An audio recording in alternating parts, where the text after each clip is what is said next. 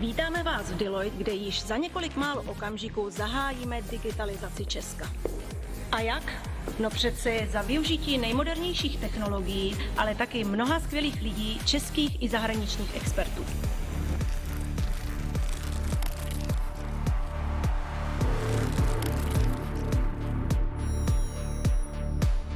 Vítejte na konferenci o digitalizaci Česka, která vás přenese ze současnosti do budoucnosti.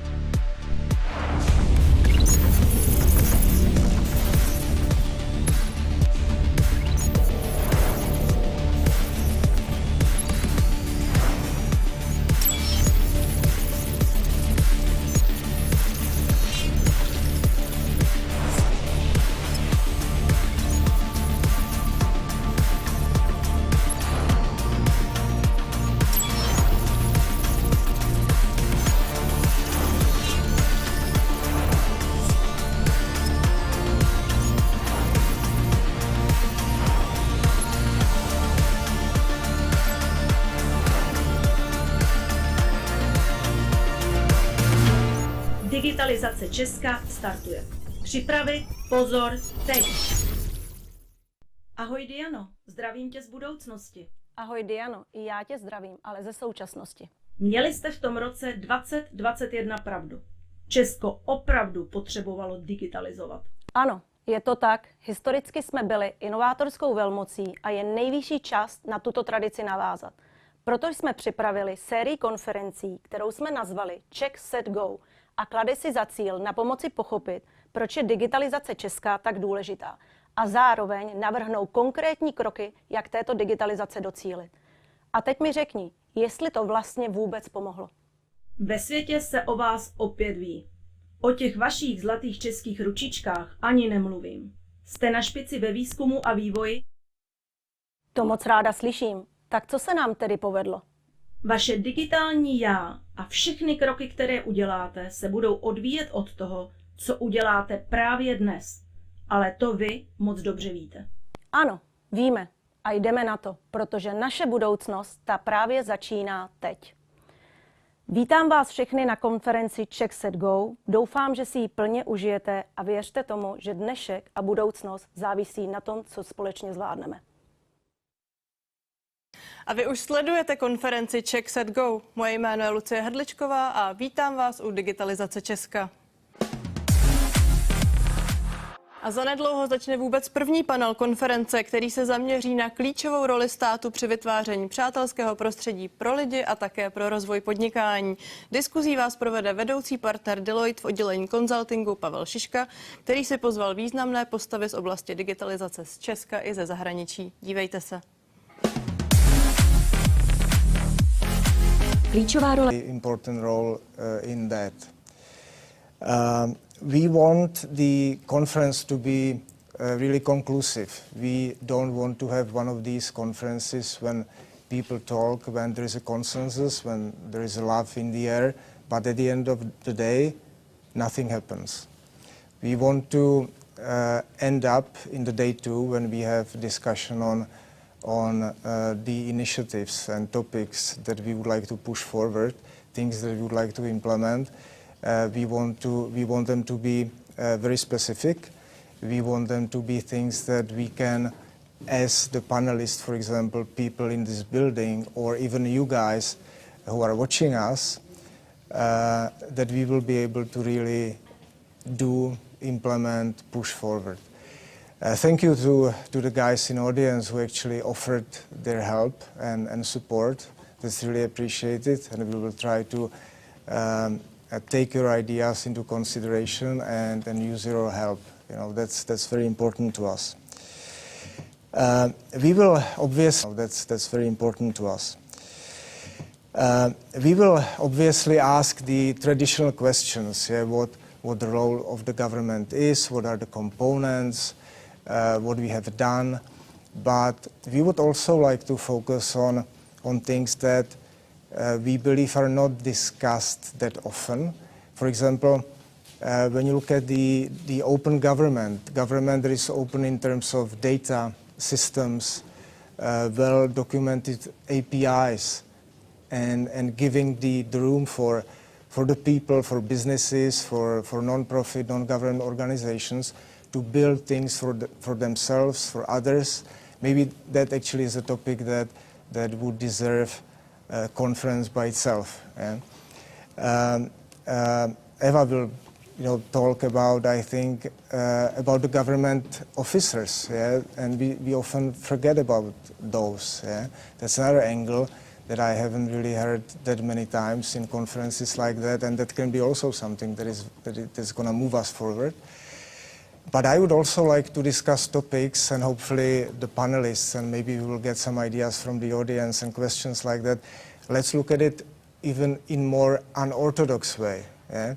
What about gamification in public sector? Yeah?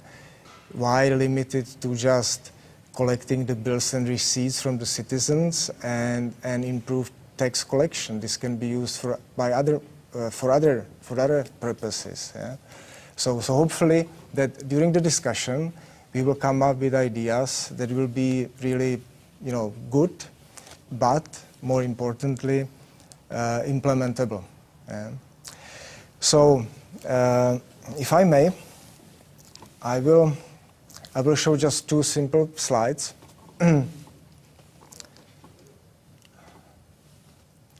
One actually shows, and I use the e-participation index from the UN that is closest to what we are talking about, yeah? The connection between government, citizens, and businesses. And I mapped our journey since 2003. This is, by the way, one of the few indexes that actually can show us such long period of time.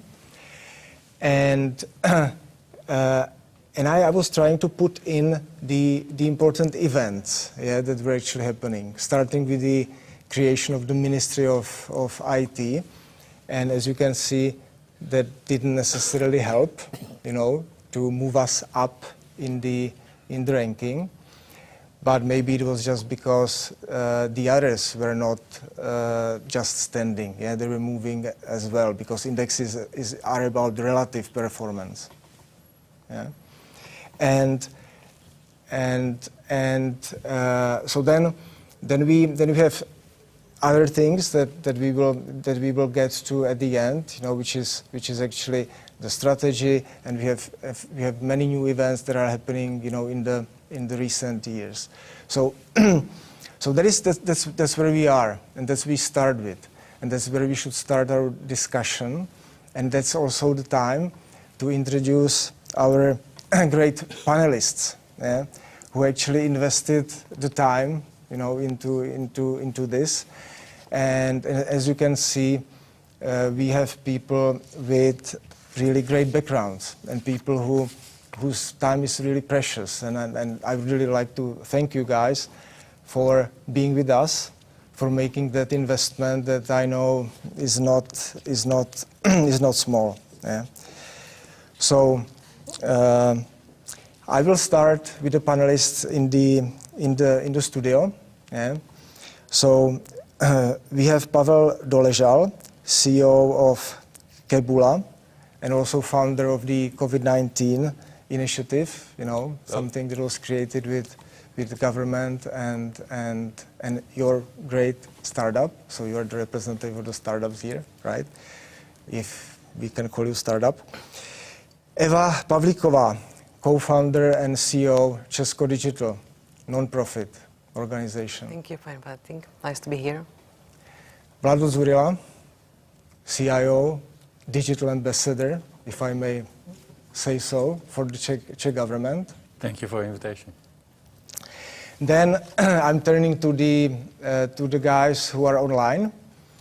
So I will start with Eve Peterson, who is the head of Startup Estonia. So welcome and thank you. And hopefully I'm pronouncing your names right. And if not, excuse me. Barry Laurie, CIO Government, Ireland. Thank you for joining us. Good morning. Andrek Önik, Global Affairs Director, Government of Estonia. Morning, everybody. Martin Jan, member of the board, sales and marketing, Škoda Auto. Thank you, Martin. Good morning. Hi, good morning.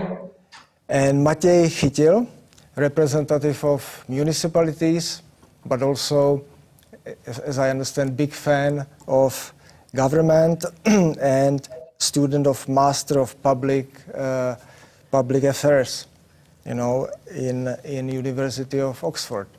Welcome. Thanks for having me. Hello, everyone. So thank you again for joining us. And it would be great if you could return back to the first slide. And I would ask Vlado to tell us a few words about how he sees Czech Republic and how he sees the events and correlation to how the index is, or our ranking actually, is developing, and what you believe is happening within the last 6-7 years. And there are some critics, 70 billion Czech crowns spent, we don't see where it is. So the floor is yours. Thank you. I do not think that it's that we cannot see where the money are, but on the other hand, yeah, digitalization in Czech Republic, it's happening in the waves. The waves were happening around 2010 when basic register, data box, and checkpoints, for example, very important services for our citizens happened. And then we were struggling for a little while. And then from the year 2017, we started to work on it again with a digital Czech strategy and with a really nice concept how to move us forward. With the intention not to only put us and to put the emphasis on the backend system, but finally to put the citizens in front of us. And then we immediately started to work on the digital services for the citizens and also for the entrepreneurs and companies. So Citizen Portal was introduced, and we still were in lack of identities, digital identities, and then we had to prepare the legislation as well for the identity and all of those, because as it's in government, you can do what is in legislation written, basically. So from this year, we are part of the, I would say, privileged countries where bank ID can be used also for entering digital services of the government. And I think it's going to be a break-even point when everyone who will wake up in the morning one day and his bank is already in the system and his identity can be used, then everyone for us is a customer, and everyone who is using business, not business, but banking, internet banking, is definitely customer for us. So that's why I think it's going to be a break-even point for us, and digitalization will start moving much forward. Because we were always saying that what can be first, digital services or identity? Why to have identity if there are not services? Why to have services if no one has identity? So now everyone does. So everyone has identity, and now it's upon us and upon every ministry to bring all the services alive. Yeah. Thank you for the input. Maybe let's look at it from the perspective of other countries. But before we go to the panelists, I would like to start with Poland. Yeah, for many people that would not be a country that you will find in the conferences, a country that is a role model for digitalization, etc. But they have done a lot within the last 6-7 years in terms of making them much more competitive and attractive for investors, for example, as well, in professional services, in value-added products and value-added services. Yeah? And we can see it in our own business, because we are actually competing in that domain, and we are definitely competing with Poland. What we see in Poland, it's partially cultural. They are entrepreneurial, yeah?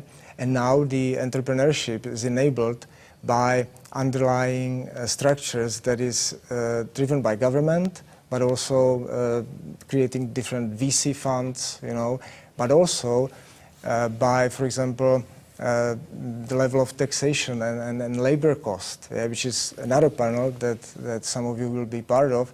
But when I take our own example, the consulting in Czech Republic, with half of the people, is paying the same social and security insurance as the guys in Poland. So if you really want to support professional services, value added, with that type of approach might be difficult. So Poland has done a lot. We can see it, and it's not necessarily the first country that would come to your mind. So I thought I would mention it, and it would be great that later we come back to this one. Then North Korea is also a great example. That's the typical. South Korea. Excuse me. But anyway, for some things maybe it could be. So South Korea, they typically lead the pack, in many dimensions.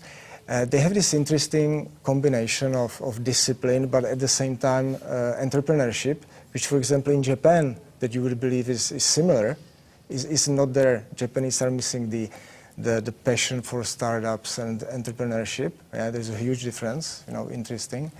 But government is involved. They're investing heavily. The R&D spending is actually number 2 after Israel. And also the tax incentives to attract foreign investment is interesting. And also what is also interesting is the focus on gaming, for example, that is growing, and life sciences as well. So those are really interesting things that I noticed. But let's go to the guys online, and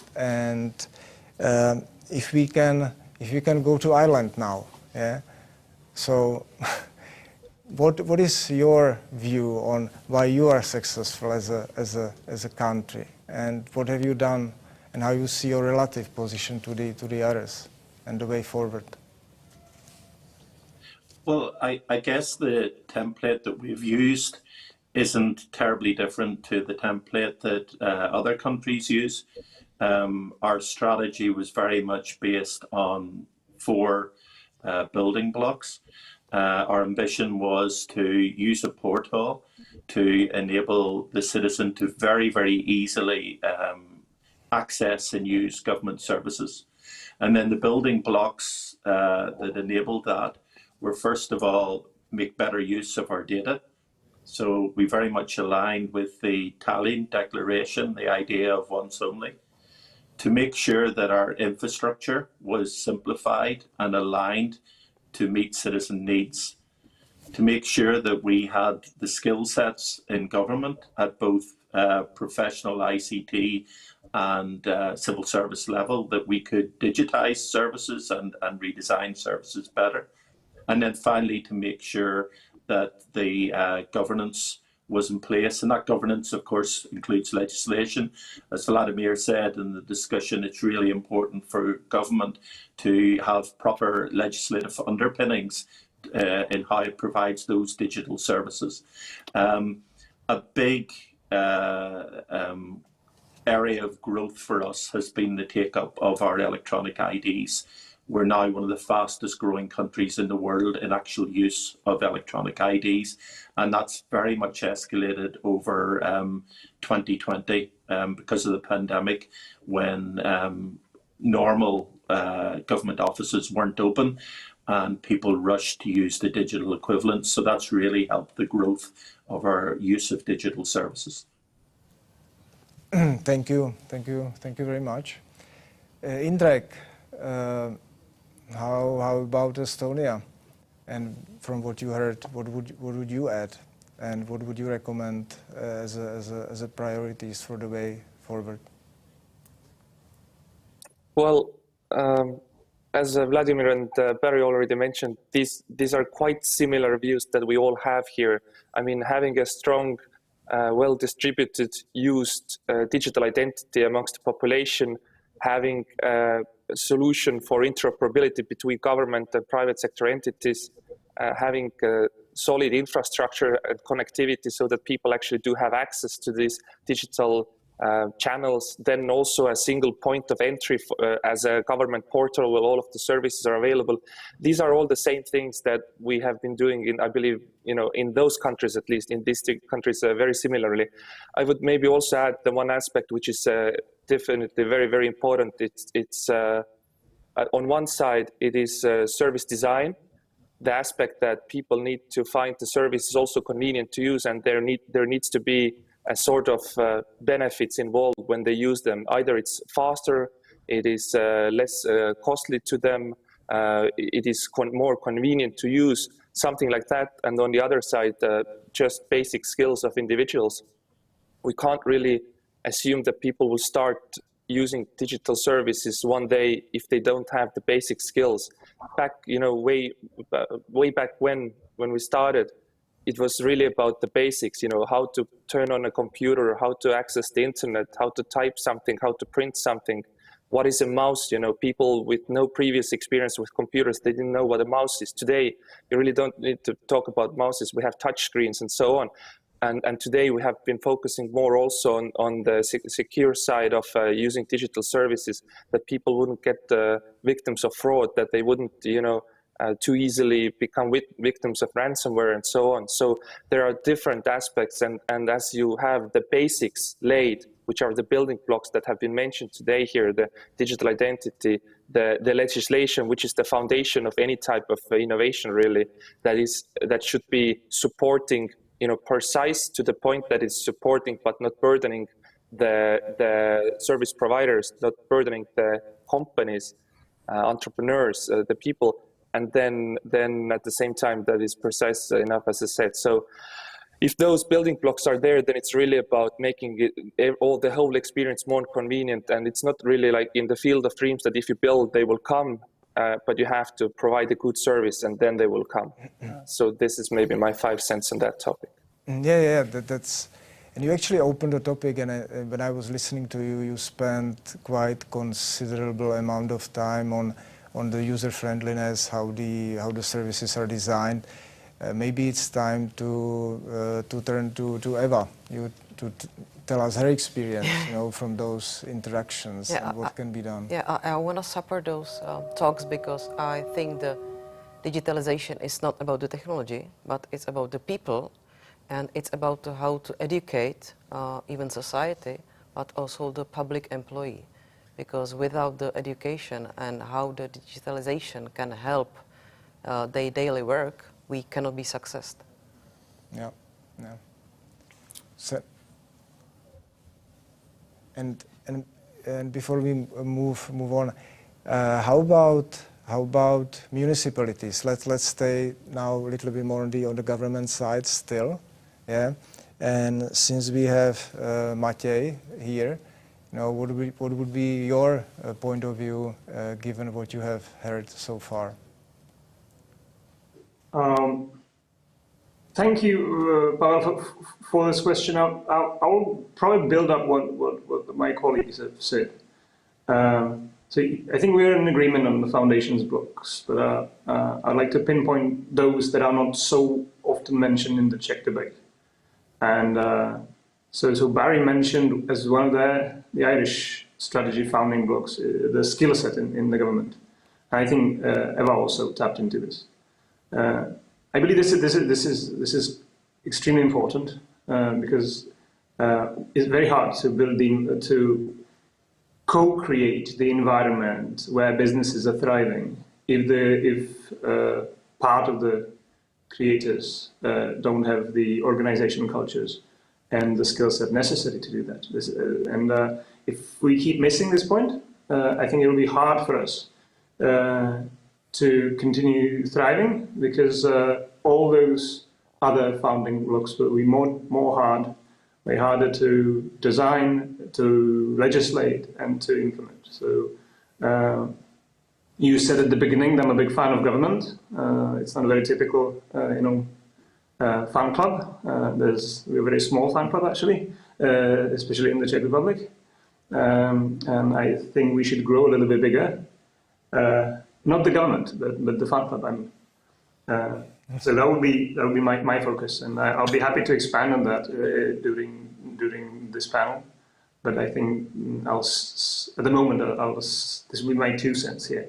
The skill set and government is the crucial thing. Yeah, perfect. Thank you very much. Thank you very much. So let's try now go to the businesses, and maybe let's start with Martin. Yeah, since we are now turned to the online panelists. Martin, anything that you would like to add to this part of the discussion? Meaning, government versus businesses, position of the Czech Republic, the building blocks, where we are, where we would like to be. Yeah, well, first of all, thank you for having me. I think it's very good and a very important initiative also for automotive industry. We have to transform ourselves, and digitalization is an important part of this, together with electric mobility, which brings me to the first point that we need to exchange data sets and data between government and businesses in a more digital way. When I think about electric mobility, for example, the operators of charging stations should report them to the Ministry of Industry, but we do it in an analog form with the paper, and on the other hand, there are no available digital data sets about the charging stations in the Czech Republic. So there's already one thing where we could improve, and we also identified another almost 40 data sets that we could exchange with the government. For example, the data about unprotected railways crossings, which could improve the safety of transportation, and on the other hand, we can offer to provide aggregated data from our shock absorbers to give a good overview of the conditions of the road for their repair. So there's a lot of room for exchange of data between government and businesses. And as a last example, I would like to use the exchange of data between the tax offices, labor offices, social and healthcare insurance providers, because we employ over 40,000 people, and we exchange all these data still in paper form. So if we could digitalize this, that would save a lot of paper and, of course, make our processes much more convenient and much more fast. And a last small example would be a digital signature on the labor contract. That's also something that I think in the new digital age we should have. Yeah. So there are lots of examples where we can save a lot of time, a lot of paper when businesses and government exchange more data in a digital way. Thank you for the input. So basically what you are saying, and that's coming back to what I mentioned shortly and I wanted to raise later in the discussion, that's the open government in terms of data systems, APIs, and maybe you building on top of that something that you will use for yourself that would make you more efficient, maybe something that could be shared with others. So do I understand that correctly? That was the message, I would say, as well. Yeah, that's one of the key messages from my side. I think that digitalization is a buzzword, yeah, but we have to be careful and efficient. We should not digitalize everything. We should go according to priorities and look at activities that would save time and save paper and basically make the interaction between government and businesses more convenient and more efficient. Yeah. And mentioning pragmatism and the smaller companies and startups have to be really pragmatic. Yeah, that's how it is. So maybe now let's go back to the studio, and Pavel, who's actually eager to say something. I could see it. So what would be your perspective? Thanks for having me here. I will probably be a little bit more controversial. I mean, I agree with everything everybody said, but I think we are solving or talking about the wrong part of the way. I don't have any problem with, doing data. Well, that's what we do, right? That's what we help with doing applications, doing digital access. It's easy. We've proven it as a Czech society, as people working, for Apple's, Facebook's, doing startups like Jakub had, that we can do this. That's no issue. We have in my opinion, we are not talking about the elephant, the the first principle. In order to actually do something, you need to have a vision. What is the future going to look like? Not about talking, like, oh, we want to be like 5 years ago, your boss telling me, like, we want to be in the future like Estonia. And like, that's not future, that's current. What is the future as being the next step, right? It's different from today. So I think, like, we don't have a vision, what is the future, So now Apple is actually virtualizing the world. Every single centimeter will have its own IP address, and you can, virtualize it. And in order to move forward, you need to have a vision, and you need to have a crisis or compelling event to do that. So in my opinion, we should talk really what is the future. For me, it's a virtual layer on top of the normal world, so we can interact with it. Yes, exchange data, put it together, that's underneath it. But second, we need to have a compelling event. Like we in Czech love to talk about Baťa, right? He was a great man, but he had two compelling events. He was known as the mayor of Zlín, and as the big guy who did a lot of business, right? But he had two compelling events. He had the First World, there was a crisis, and in order to become a mayor of Zlín, he said everybody has to vote for me, otherwise I'm not going to do it. And our compelling event, you talk about Poland, Ireland, Estonia, they had geopolitical events. We didn't. We were very well off. Now we have two compelling events, in my opinion, which is great. We have a crisis with COVID that can help us, and we've seen how people can get together during the crisis and move. And we have Škoda, which is, as our biggest, industry leader. For years, they were just in the old world. But now, in the last 2 years, they've done so much, and they want to be in the virtual electric world because they have pressure from competitors. And these two events, if we have the right vision, can just propel us. Everything else, digital identity, the law taking 10 years to do, we can do it in 10 days. We've seen that. But we need to talk about what is our vision and align around that. Everything else is easy. Good point. I could give you many examples. Thank you. This was actually a very good point. Going back to our online panelists. So Eva, last but not least, what are the Estonian entrepreneurs saying about that?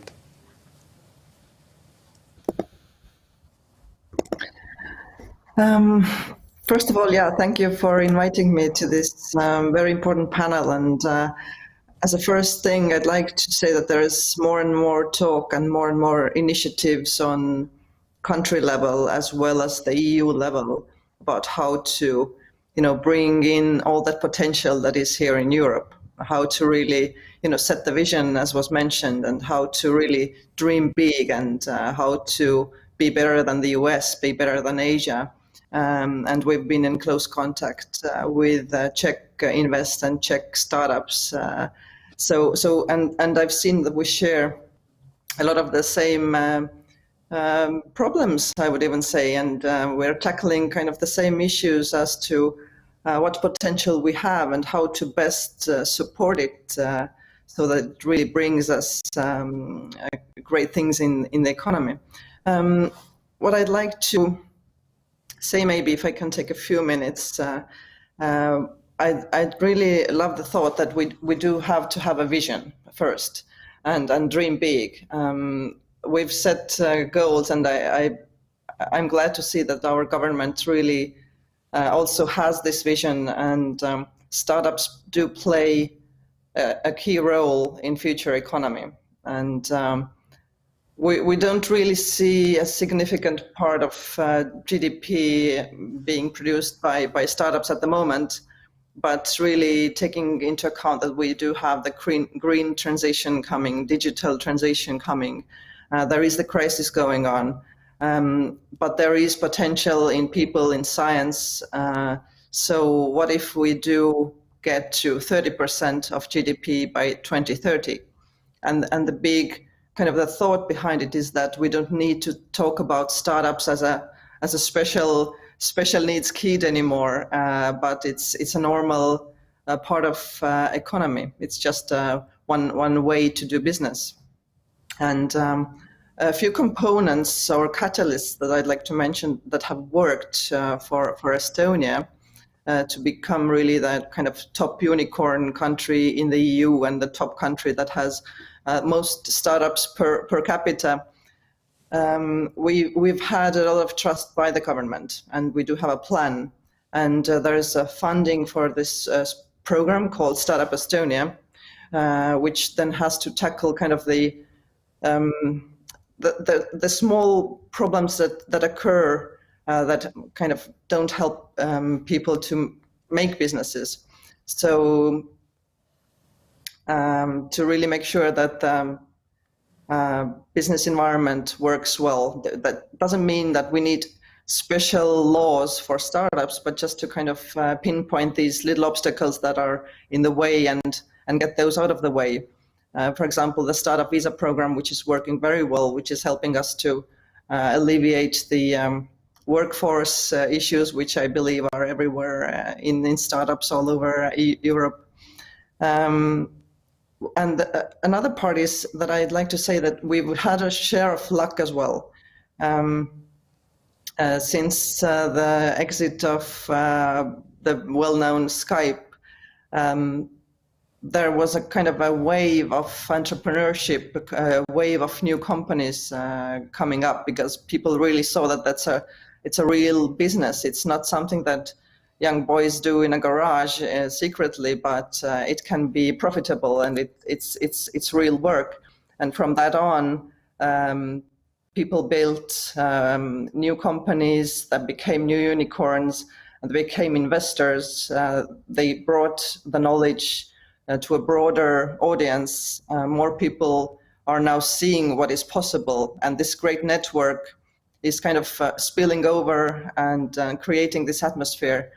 I think that this is kind of something that you can't really force to happen, sort of, but governmental support and initiatives to help in the birth of necessary services that are necessary for startups. I don't know, incubators, accelerators, co-working spaces, you name it.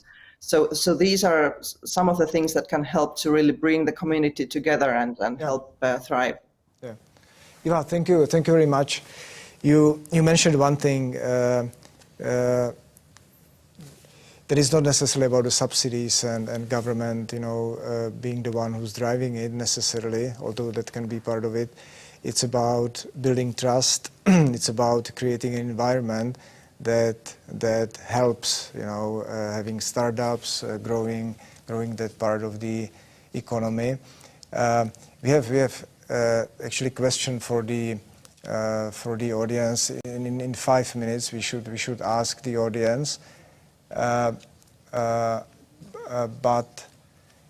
before we do so, I would like to say one thing. The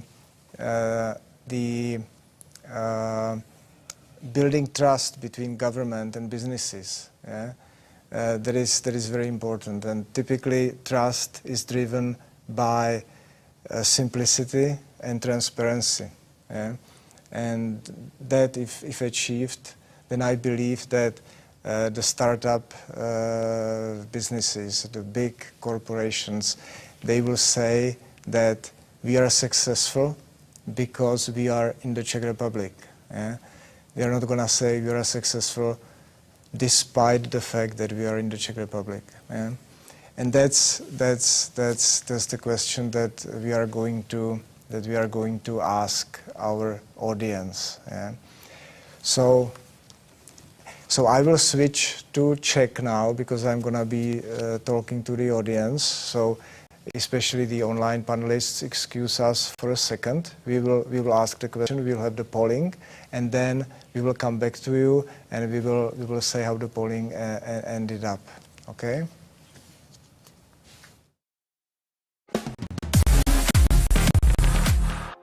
A já než režii spočítají hlasy.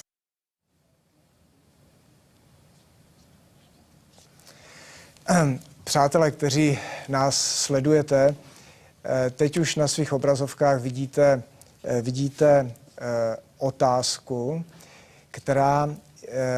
na kterou prosíme, abyste vybrali jednu možnost, které věříte, že je tou správnou odpovědí. Ta otázka, a máte na to 1 minutu, Přečtu otázku a dvakrát vám zopakuji ty možnosti. Jak říkám, vyberte prosím jednu z nich.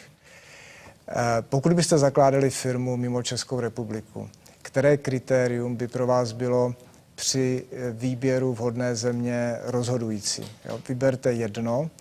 Za prvé, nízké korporátní daně, cena práce, stabilní a předvídatelné právní prostředí a vymahatelnost práva, státní pobídky, nízká administrativní a byrokratická zátěž podnikatelů. Takže ještě jednou, nízké korporátní daně, cena práce, stabilní a předvídatelné právní prostředí a vymahatelnost práva, státní pobídky, anebo nízká administrativní a byrokratická zátěž podnikatelů. A hlasování ukončíme teď.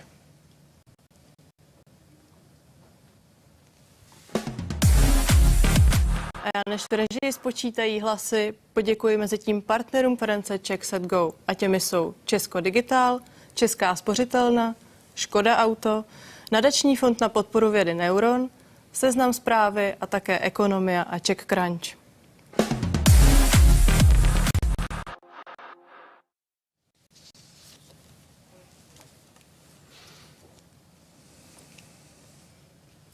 Wow. So, hope our online panelists can see the results. I will just quickly tell them what the result was. I'm not going to tell you how I would vote, but from my perspective, this is really interesting and positive, I would say. So, the guys who do not understand Czech, the question was, what would be the criteria that would be the one that you would pick, that would be the decisive one, if you were selecting a country where you would start your own company? And surprisingly, it's not the low corporate taxes, it's not the government subsidies, it's not even the labor cost, it's not even the bureaucracy, although that rated second.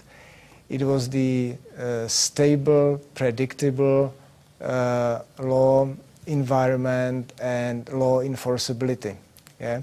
So I'm not sure if it says something about our country or if it's something that is generic, but that's the result. And as you can see, 73% is really something that is actually quite strong. So mindful of time, we have approximately 20 minutes to the end. We may accommodate some questions if they come, but now I would like to ask you guys, both in the studio and the panelists, if you could hopefully in 1 minute summarize what you think about how the poll, how the voting ended up. Yeah, I would be really interested in your opinion, how you see that. And second, any remarks in terms of the topics based on the previous discussion and your opinion in general, what would be the topics that we should push forward? Because our discussion, I actually noted some good ideas, but again, you know that our ultimate goal is to take something pragmatic, some initiatives that we can actually do together and push and improve the environment in the country. So I will just do it in a simple way. I will go, from my right, through the studio, and then go to you guys who are online. Yeah? So Pavel, if I can start with you this time. Well, it's not for me surprising. Like when you start a company, you want to be law and order. I would add one more, and that's the market. Like when we select where we go, we select based on the market opportunity. That's the first thing. What we should do, to the second part of the question. Actually, there is one thing that we've seen last year during the COVID crisis. as when we as a tech sector got together and started to help government, it was working. Then we kind of like went back to our own homes. And I realized one thing, that we need to get together at one table. Tech guys, doesn't matter if they are from startup or from big companies like Škoda or O2. We need to get together with government. We need to get together with cities, and together actually form what is our goals for the future.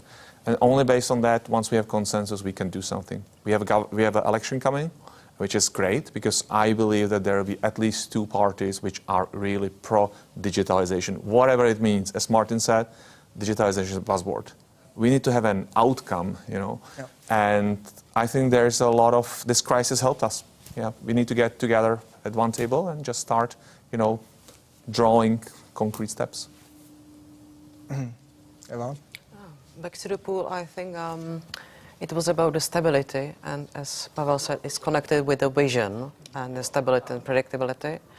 And if I can have one recommendation, I would support Pavel, because we got experience with COVID portal, what we bring together with Nakit, with Vlado, and it was such an amazing way how to work together and how to learn, and do more project together, and also bring online the heroes from the government, because we have very good cases what we can show to the society, but we need to bring the people in the government, because they are not in the good position, because we do not trust our politicians and all that stuff. So we should bring and we show them online that they are the heroes and they want to help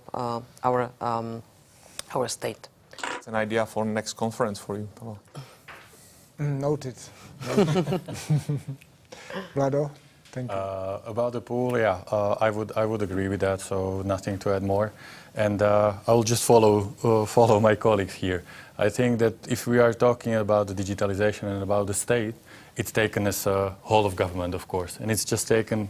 The state cannot do that, but state it's 14 ministries, offices, state companies, and all those.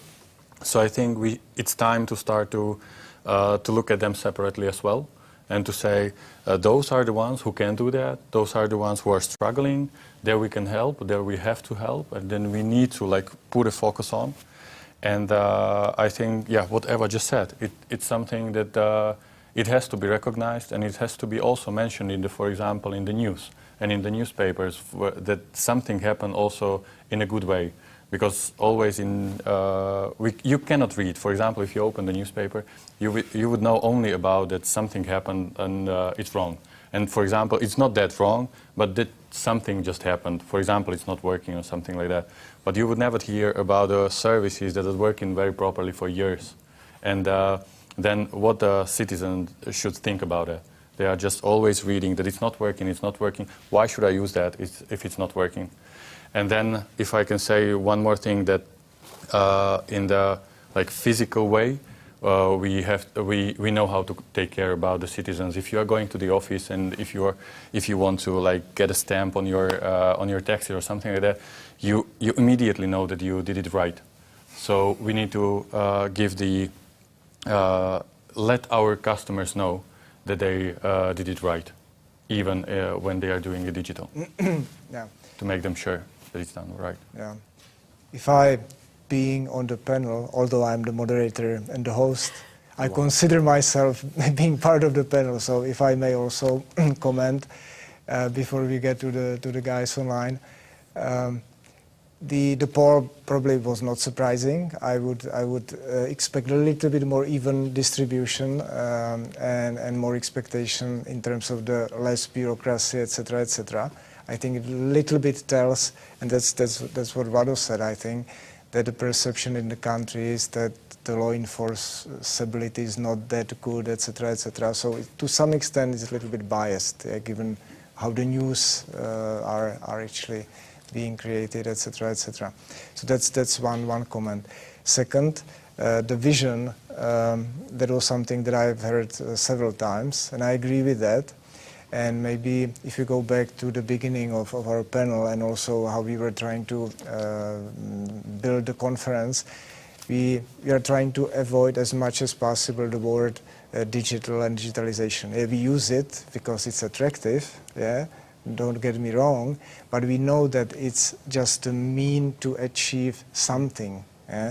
And ultimately, what we are trying to push by any means, and hopefully this conference will help, all of us with that, is really move the Czech Republic and the Czech economy into the space of products and services with value added, knowledge-based economy. That's the ultimate goal for us. And then obviously we can spend again 2 more conferences on that. But that's something that we would like to push. And last thing, and Pavel wants to say something. If not, okay.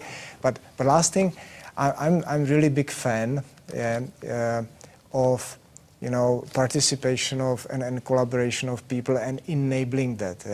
And when I had side discussions with some of you, fortunately, I could sense that most of you actually like that approach as well. So the idea of opening the government more, encouraging people to cooperate, take initiative within government, outside, involving municipalities, anything. That is the right way forward. So anyway, Vlado? Just one thing to add about what Pavel said, because it was very important from my side as well. Because when COVID-19 CZ, the initiative about tech companies started, then we worked together, and everything what they did, we took under our company Naked, and we are now doing the we are working on those technologies still.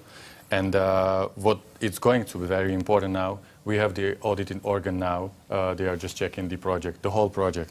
So I think when this will end up well, and I hope it's going to be, and it's going to end up well, we have to say that it was just another very, very good example of cooperation. Because on the other hand, I do not think that state cannot do it itself. You can hear all those panelists as well, that they were very close to the companies, big companies, startups, all those organizations helping. And I think we can do that only together. And if we will be together and bringing all the like technology, and not only technology, but if we'll do that together within data, within the processes, and we will do that and bring those processes like much easier, it would be. But most of the panelists said that. I agree. Barry also said that, for example. But Barry also said, and you also repeated it, that we need the legislative environment that is supporting it, and that's making it easier for the people. So do we need something like PSD2 for government? Because banks, actually there's a regulation and that enables, the environment and actually makes sure that banks are open to startups and third parties. So is it something that we would need? Just maybe Vlado to you or? Yeah, and we started because of the corona pandemic. That was about the data. Everyone wanted to have data to analyze them by themselves. So companies, they were helping. They were just trying to find the data. And but was it efficient? Was it really? Of course, of course. It changed the whole dynamic. That was great. So there was the event, as you said, something that triggered it. But still, you have audit. You have to be careful because you have to really be compliant, etc., etc. So maybe there could be some changes that would make it even faster. We need to have maybe and move it to the situations when we do not have crisis. Make it sort of a common approach. Exactly. We need to have the legislation about the individual anonymized data that can be publicly given away, and then everyone can work on that. The businesses can grow up. What was said from Mr. Jan from Škoda Auto, that we can cooperate all together, and they can prepare also services for their customers. Yeah, absolutely. Okay, so back to the online panelist. Martin, you have to leave. I know that you had some time constraints. Can we start with you? No, I think that. Yeah, well, thanks for giving me the opportunity again. I have to say that we see today that digitalization also has its limits, and we need human contact. I think you had much better interaction with the people sitting with you than with us in the studio. So I really have to say that I think we all look forward to going back to real life contact with real people. To the questionnaire, I would add one very important issue, and that is skilled labor availability. And if the government could do one thing, then it's the support of IT and software-related studies and universities in terms of education, but also R&D and cooperation with private companies, because companies can work around anything. Yeah? All the issues with the taxes and with the legal environment and everything, we can work around it. If you do not have enough people in the country with the skills that you need, there is very little you can do about it. So put more money and more effort on IT and software related studies, bring students from other countries to the Czech Republic who would stay here and work here and set up their companies later on. That's what the government should do, and that's absolute number one. And if you have the critical mass of people in the educational institutions, students, that will move the country forward. And last issue I would mention is maybe there was a lack of vision, and some people mentioned there was a lack of vision in the discussion. I think digitalization is not anymore about the vision. Digitalization is something that we live in. The beginning of the 19th century was the century of steam. Now this is century of digitalization. In the automotive industry, the transformation is survival of the fittest. It's between car companies and the tech companies. It's either about us learning how to digitalize the cars and put software into the cars, or it's about the tech companies to learn how to make cars. Yeah? So for us, we live in the digitalization. We do not need the vision. The vision is there. Digitalization is basically about our survival and about our future. And I hope that everybody understands this. That the same should be for the state administration, for the government, for the politicians. They should understand this is not a question whether we do this and how we do it. And what makes me very positive about the Czech Republic is a number of startup and successful Czech companies in IT and software area. I'm really amazed, and there is probably very few other areas where we have so many progressive Czech companies who really made it big time around the world. So that tells me that there is something right in the Czech Republic. And that's all I wanted to say. Thank you very much for having me, and look forward to come tomorrow to the studio to have finally some human contact. Thank you very much. Absolutely. Thank you very much. Then online, so Eva, you were last. I'm gonna start with you. So going back to the poll and what you consider important. I would like to expand on a few things. This answer that was given by the audience makes a lot of sense, because when you take it from an entrepreneur's perspective, that's a big decision to move to another country. And of course, what you want is stability, because you have an idea, you have a plan, you have a strategy. You don't want anything to disrupt it or make you change your plan during the way every day. But on the other hand, as a government, when you want to bring about big changes, a big disruption, then this needs to also reflect in the business environment, maybe even in legislation, taxation, etc., etc. So there needs to be a balance. As a government, you need to see where the next big potential is. Even the entrepreneur maybe doesn't see it yet. And talking about the next big wave, it is deep tech. It is a convergence of digital and non-digital. It's a convergence of different approaches. So we see Tesla, we see Pfizer, BioNTech, we see these big deep tech companies coming up. So yeah, you do need stability as an entrepreneur, but as a government, you need to take the responsibility and disrupt even that. So that was just my interesting point. Barry, what would be your view on the poll, and anything that you'd like to highlight? Thank you.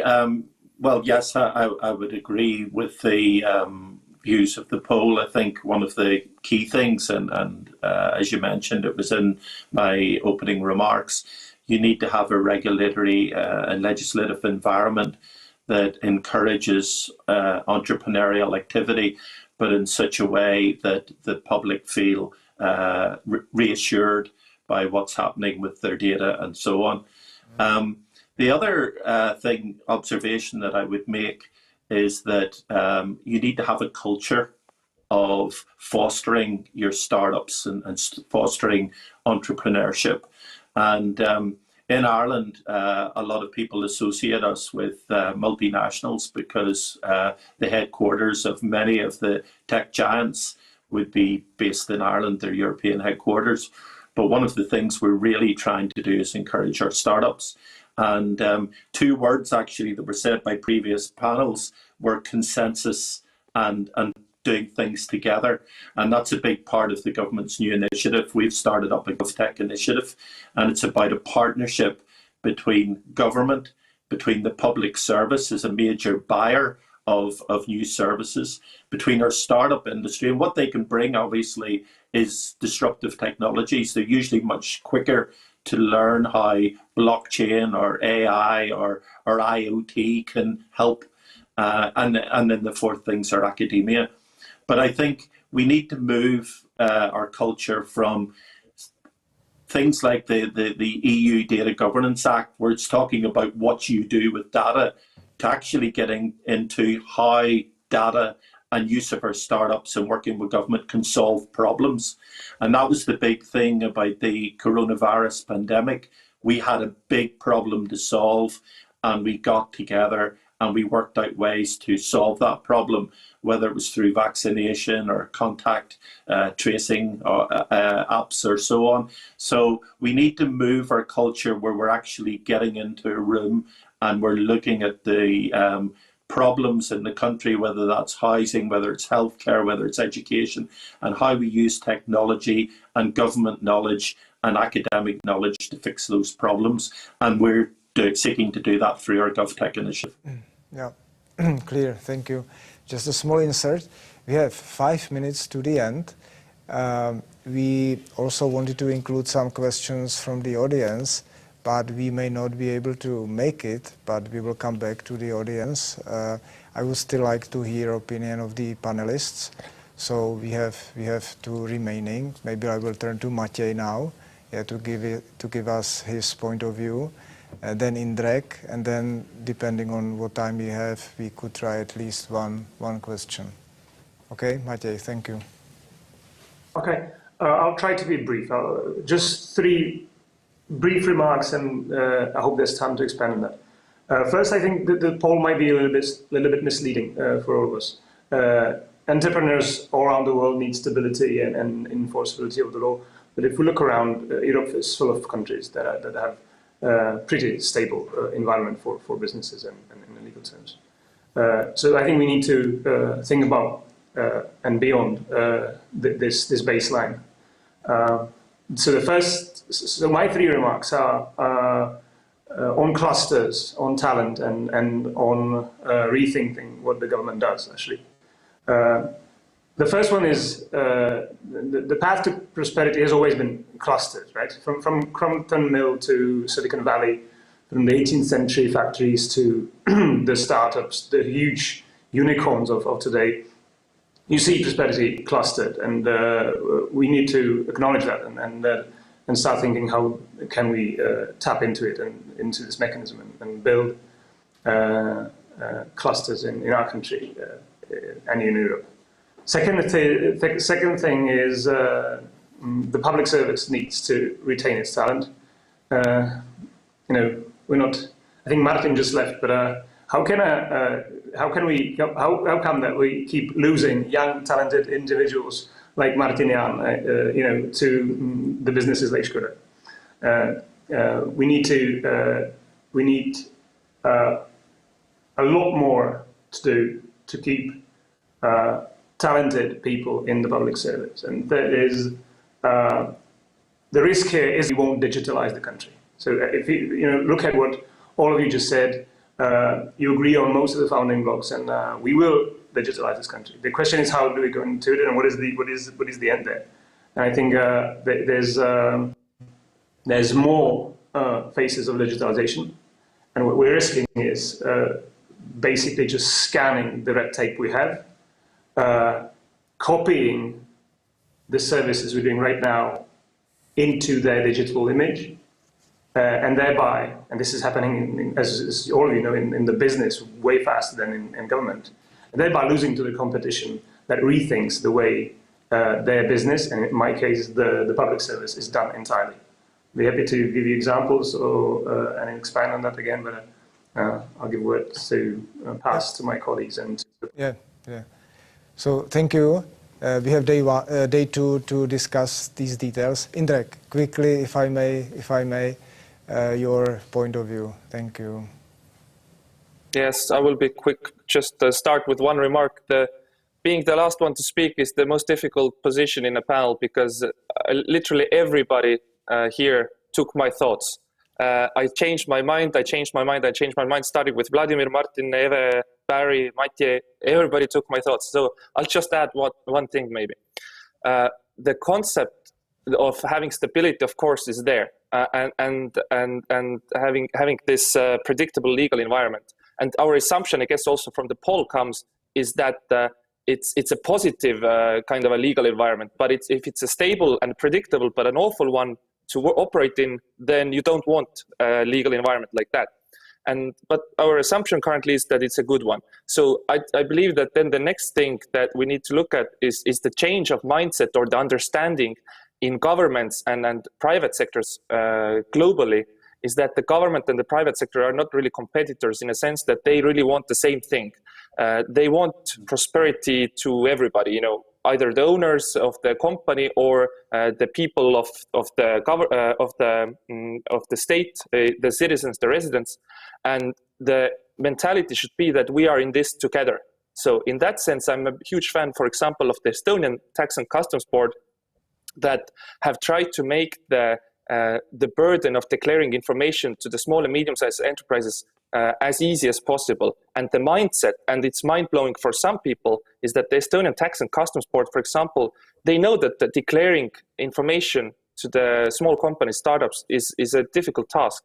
And it makes no sense that if you have 3 people working, then you have 3 also accountants just to get the administrative burden done. And our Tax and Customs Board have said that, if you decide to give us the information automatically via a business account, via a financial institution or some other way, then we don't need you to fill in declarations. And this understanding, the mentality of this old school mentality of declaring declarations and substituting with direct data exchange, I think this is something that definitely needs to be looked upon also in other countries around the world. And that's maybe my main point here. Okay, thank you. The time is up almost. I think that when it comes to the questions and to the audience, the questions will not be forgotten, but I would not like to open the question and then not have time to answer it. But this is a working session. We actually have one more day in front of us, so we will definitely try to address the questions that we've received. So that's one thing that I would like to say. The second thing is, and now I have to close the session. Thank you, panelists, for being active, for coming here and being online. I hope that the audience also appreciates your input, and I mean, what has been said, the fact that we will be working on the background on the things, and the day 2, that will be also another time investment that we will make, and also that they appreciate that we had this wide spectrum of opinions and different walks of life, that actually were able to express their opinion and contribute. And I really think that was very valuable, even from the high-level discussion on the vision, and also many little things that we are actually collecting on the background, and we will come back tomorrow with the suggestions how to structure the next step. So from my perspective, given the time that we had, there is never enough time, I would consider the panel successful, and thank you very much to all of you. The guys on the background are telling me that we still have like 1 minute left, so if there is one person who wants to say something for the end, please do. Otherwise, I will be slowly closing the session, or we can still try to answer one of the questions. Okay, Matěj, everything's fine, and we are going to close the session. To have open one question, because fire it, there's public watching, I'll be happy to give the move. Yeah, we'll have to do it tomorrow. Time is up, unfortunately. Okay. Yeah. Okay. Okay, guys. Thank you very much. Thank you, audience, being with us, and see you tomorrow. Bye. Thanks for Thank you.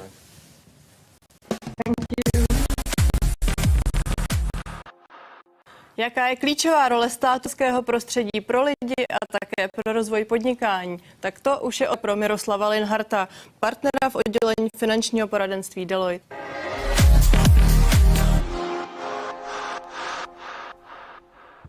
If you look today at where the Czech Republic as a country started more than 30 years ago and where it is today, we will find that we have come a long way. However, much of innovation and progress has been driven by the private sector, and it is high time for the state to join innovation in its functioning through eGovernment. Real estate and construction sector in general is a good example, as everyone often struggles with the huge administrative burden of a poorly digitalized and interconnected state. In fact, everyone who has been dealing with permitting process of even a family house in recent years knows what I'm talking about.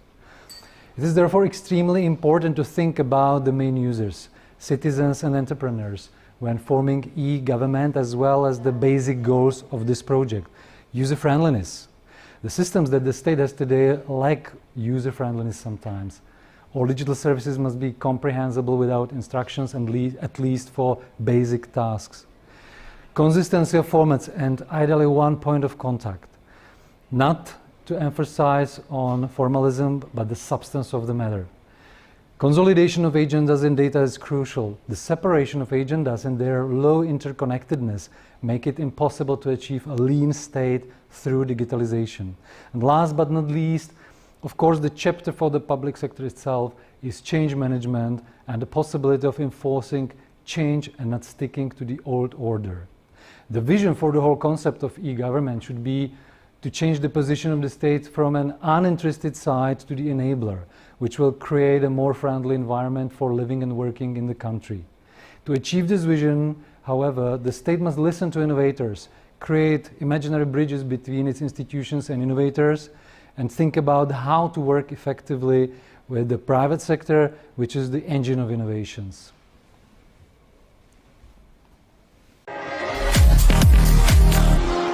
Dámy a pánové, první část konference CzechSetGo je za námi. Díky za vaše postřehy a po krátké pauze nás čeká druhý panel zaměřený tentokrát na roli daňového, legislativního a také regulačního rámce v podpoře inovací a investic do moderních technologií.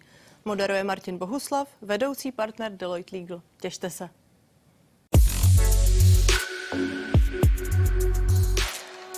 Digitalizace Česka se neobejde bez vaší podpory. Přispějte prosím přes sbírku Česko Digitál libovolnou částkou na projekty, které uspíší inovační a technologický rozmach České republiky. Děkujeme.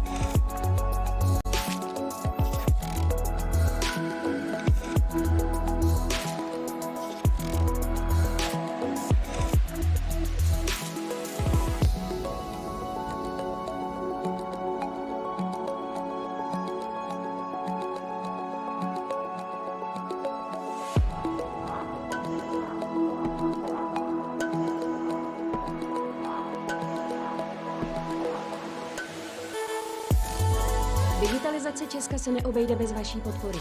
Přispějte prosím přes sbírku Česko Digitál libovolnou částkou na projekty, které uspíší inovační a technologický rozmach České republiky. Děkujeme.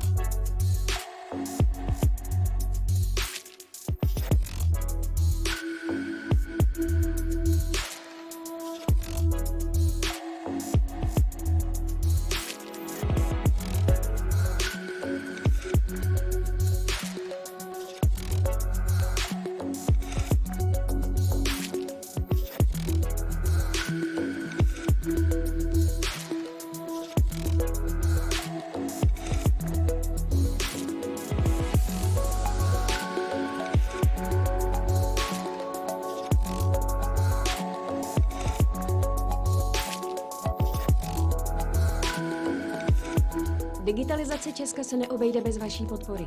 Přispějte prosím přes sbírku Česko Digitál libovolnou částkou na projekty, které uspíší inovační a technologický rozmach České republiky. Děkujeme.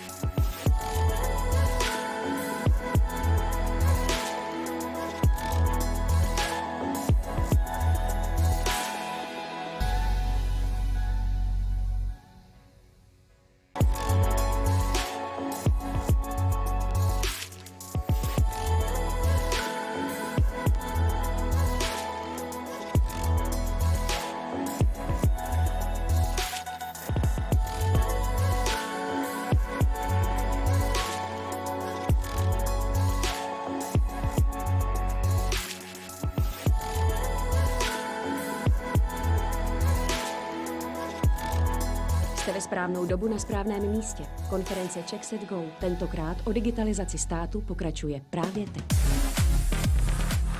Vítám vás zpět po přestávce. Jak jsem slibovala, začíná druhý panel a ten se zaměří na legislativní, daňový a také regulační rámec v podpoře inovací a investic do moderních technologií. Moderuje Martin Bohuslav, vedoucí Deloitte Legal. Pojďme na to. Role daňového, legislativního a regulačního rámce v podpoře inovací a investic do moderních technologií. Welcome back to the program of the first conference within the series of CzechSetGo conferences organized by Deloitte Czech Republic. My name is Martin Bohuslav and I'm going to guide you through this part of the conference. Today we are talking about digital state as an innovation and growth enabler. And in this panel 2's discussion, we are going to show some data, we are going to discuss with my guests, and we are going to ask you, the audience, for your opinion about the role of the tax, legislative, regulatory framework as supporting innovation and new technologies. Please enjoy it, and now let me introduce our great guests. First, my guests in our Deloitte virtual studio. I welcome Vladimír Dzurilla, Government CIO, Czech Republic. Hello, have a nice day. I welcome Radek Špicar, Vice President of the Confederation of Industry, Czech Republic. Thanks for the invitation. Hello. Pavel Doležal, CEO of Kebula, founder of the COVID-19 CZ initiative. Thanks for having me. And our guests online are Sim Sikut, government CIO of Estonia, which Sim will join us later on, but we will have him. Another guest online is Radim Polčák, head of Institute of Law and Technology and vice rector of the Masaryk University. Thanks for having me. Another guest is Petr Sedláček, professor of economics, University of Oxford. Welcome. Morning, thanks for having me. And we have Matěj Chytil, advisor to the deputy mayor of the capital city of Prague. Hello. Good morning, Martin, and thank you. Gentlemen, welcome here. And now, without fear and hesitation, let's jump into the data that we have, how the Czech Republic stands in competition with others in relation to regulation framework supporting technology, innovation, and digitization. So, the data we have. In comparison to the other countries, considering based on IMD World Digital Competitiveness Ranking for 2020, and considering all the factors, meaning how difficult it is to start a business, how it is possible to enforce contracts, what is the scientific and research regulation and support, what is the regulation of IP rights, what are the immigration laws as essential part how to get the workforce in innovative industry, how the Czech Republic stands. My private message to Pavel Šiška, even in this data we do not have North Korea, but we have the South one, so we hope that we will cover this issue. But as you can see, we are slightly outbeating Poland, but the rest of the pack is ahead of the Czech Republic. If we put together all these criteria I've just mentioned, and we compare these countries. If we go to the next data set, just taking into consideration starting of business, here as you can see we are the last one. We are a little bit accompanied by Poland, but the other countries are ahead of the Czech Republic.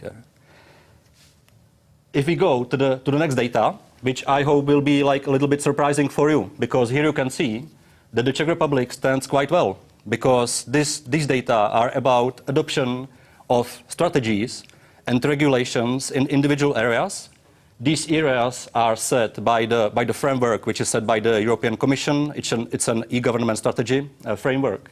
And here you can see that we are even numerically, we are in the same position as Estonia, and we are outbeating Ireland.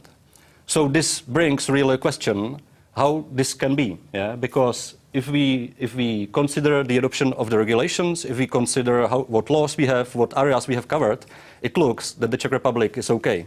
But on the other hand, if I switch to the next data, here we can see what are the obstacles if you are setting up a new business, which, as you can see, just to interpret the data which are in Czech, first one is bureaucracy. The second one is taxation of work. Third one is bureaucracy. Fourth one is bureaucracy. And in that way we can continue. So these are the obstacles that our respondents saw in setting up a new business in innovative areas. So after this data set, it looks not so very positive for the Czech Republic if we compare the level of what regulations we can adopt, and I would say what the respondents see, and to little exaggerate, I think that the quite shared feeling in the community, in the relevant community, to use the words of Václav Havel, our country is not thriving in this regard. So there is something. Vladimír Dzurilla, what do you think about this? Is it a good interpretation that we are good at adoption of laws, but we have some troubles with implementation and bringing things into life? I think it's a right approach to look at it as well. Because, for example, the strategies are always active, and if I see the database of strategies, it's really terrifying me, because there are many strategies. And but within the new strategy coming, the last one always forgets to be cancelled. Mm-hmm. So I think we have many strategies, but on the other hand, we have a strategy. We are moving one way, mm-hmm. and then, for example, new government will come. They will. And it happened last year that they were always saying okay, let's just forget what was happening. We will start the new one because we want to do something better and different. what I think is like, and I would start with digitalization, what's the crucial part here about today's discussion. And I think that what happened during this government is that the basic strategies and the legislation, the main legislation in terms of digitalization, was taken by all political parties. So even the new government, the different government, whatever will happen, I think they will stand for what they were voted for. So I think that in terms of digitalization, we can see that probably there will be changes of priorities, definitely, because everyone has a right to change the priority. But I think that the common approach from the strategy, the legislation done, the services to be implemented and all those, this will not change dramatically. And I think that's why we can be much more precise in the adoption of strategies. So I hope that it will change a lot. And for example, the main legislation, what happened about that every citizen has a right for digital services, it will not be doubted anymore. And in a bit more than 3 years, so 3.5 of the year, there is a time for government to implement all the services online. So that's why I hope that it will happen. And in a bit more than 3 years, we will have the whole ecosystem in government, and all services will be digital. Okay, thank you for that. Now I would like to ask online. I would like to ask Mr. Polčák. As it was displayed, Czech Republic has adopted many legal norms, and it has covered areas that even the developed countries that should be ahead of us do not have covered. But on the other hand, we do not see so much, I would say, positive outcomes of implementations and digitalization in fact.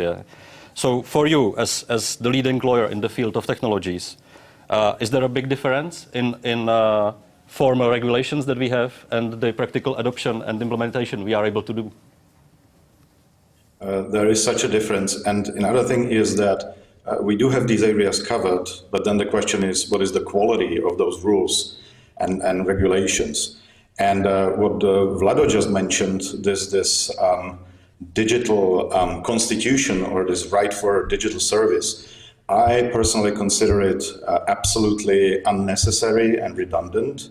And in my view, we did have complex set of laws that allowed for complete digitization of public administration already 15 years ago. And the problem is not really in law, but in activity of institutions and in motivation to implement functional solutions.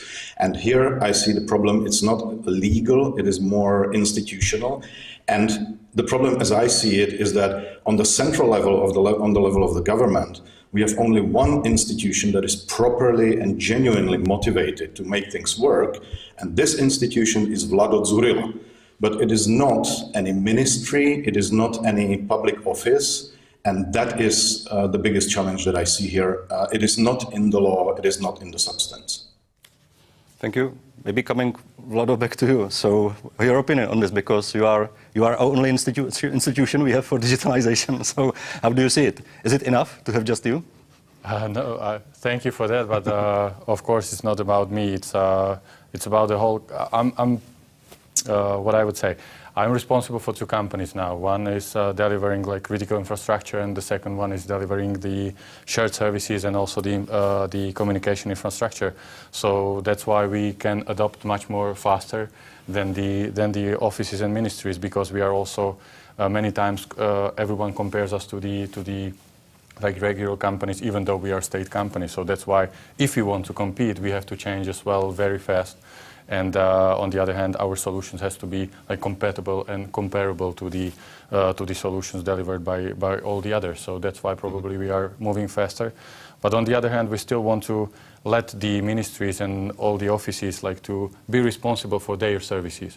They've got the legislation, they've got the services, they have to prepare and they have to deliver to the customers. So it means citizens, entrepreneurs, companies, and all those. So we want to help them. That's why we are building the competence center. And we want to be supporting for them. And also Eva was sitting here before, and we did great work together. We did also with Pavel, also also Radek. So we are trying to help and to motivate the others. But of course, the responsibility, because of the legislation and because of the competence legislation, they have to do it by themselves as well. Understand, thank you. But maybe, gentlemen, to you, maybe let's start with you, Radek. Is digitization such an important topic that it would deserve its own ministry? Because for younger audition, there was a ministry of informatics. There was an experiment, I would say. But on the other hand, what is your opinion on this? Should the state express the importance of the topic by establishing something like that? That could work, but I think we can do it in a different way as well. Basically, for us as the Confederation of Industry, the biggest problem was the lack of coordination when it came to digitalization in general a few years ago. And Vlado is basically a product of our lobbying, because at that time we went to, it was us who put digitalization on the table within tripartite meetings. And we said, this is a must. And you are not doing enough as a government. The biggest problem was that there were too many players playing on their fields without their mutual coordination.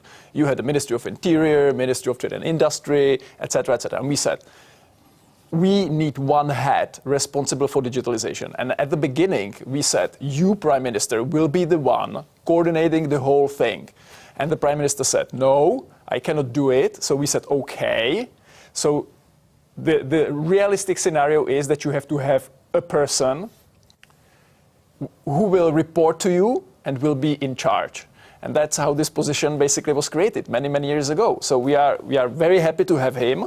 I'm very happy that he stayed in this position for so long, because I didn't expect it, because there are so many pressures, that I cannot imagine being there for so many years. But it's great to have him.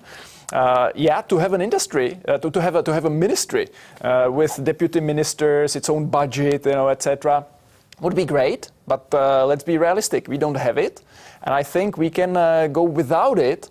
But we need the Prime Minister who believes in digitalization, who is backing his guy, who's responsible for it. And then, of course, we need cooperation of other ministries, because without it, we would still be missing a lot when it comes to our competition with countries like Estonia, other Scandinavian countries, or even Germany. No, okay. Maybe just to finish like this institutional round for you, Mr. Doležal, how do you see it? Do we need a ministry for this, or? I don't care about the ministry for digitalization, honestly. I will come back to my previous, point, and it's the compelling events. Mm-hmm. And, it's great Radek takes credit for Vlado, being here. I would just say, why the fuck it took so long, And if he is the lobbyist for the traditional, industry, and head of the lobbyist for traditional industry, why did it take you 30 years? And that's our issue. Governments and politicians are only, in the parenthesis, doing what people want, right? That's why we elect them. That's why they should listen to us. People form companies to represent their, their business interest.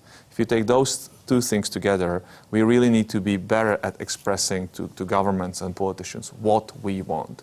You could hear in last post Martin Jan, right? He was like, I don't care about visions. We had enough visions. I care about surviving.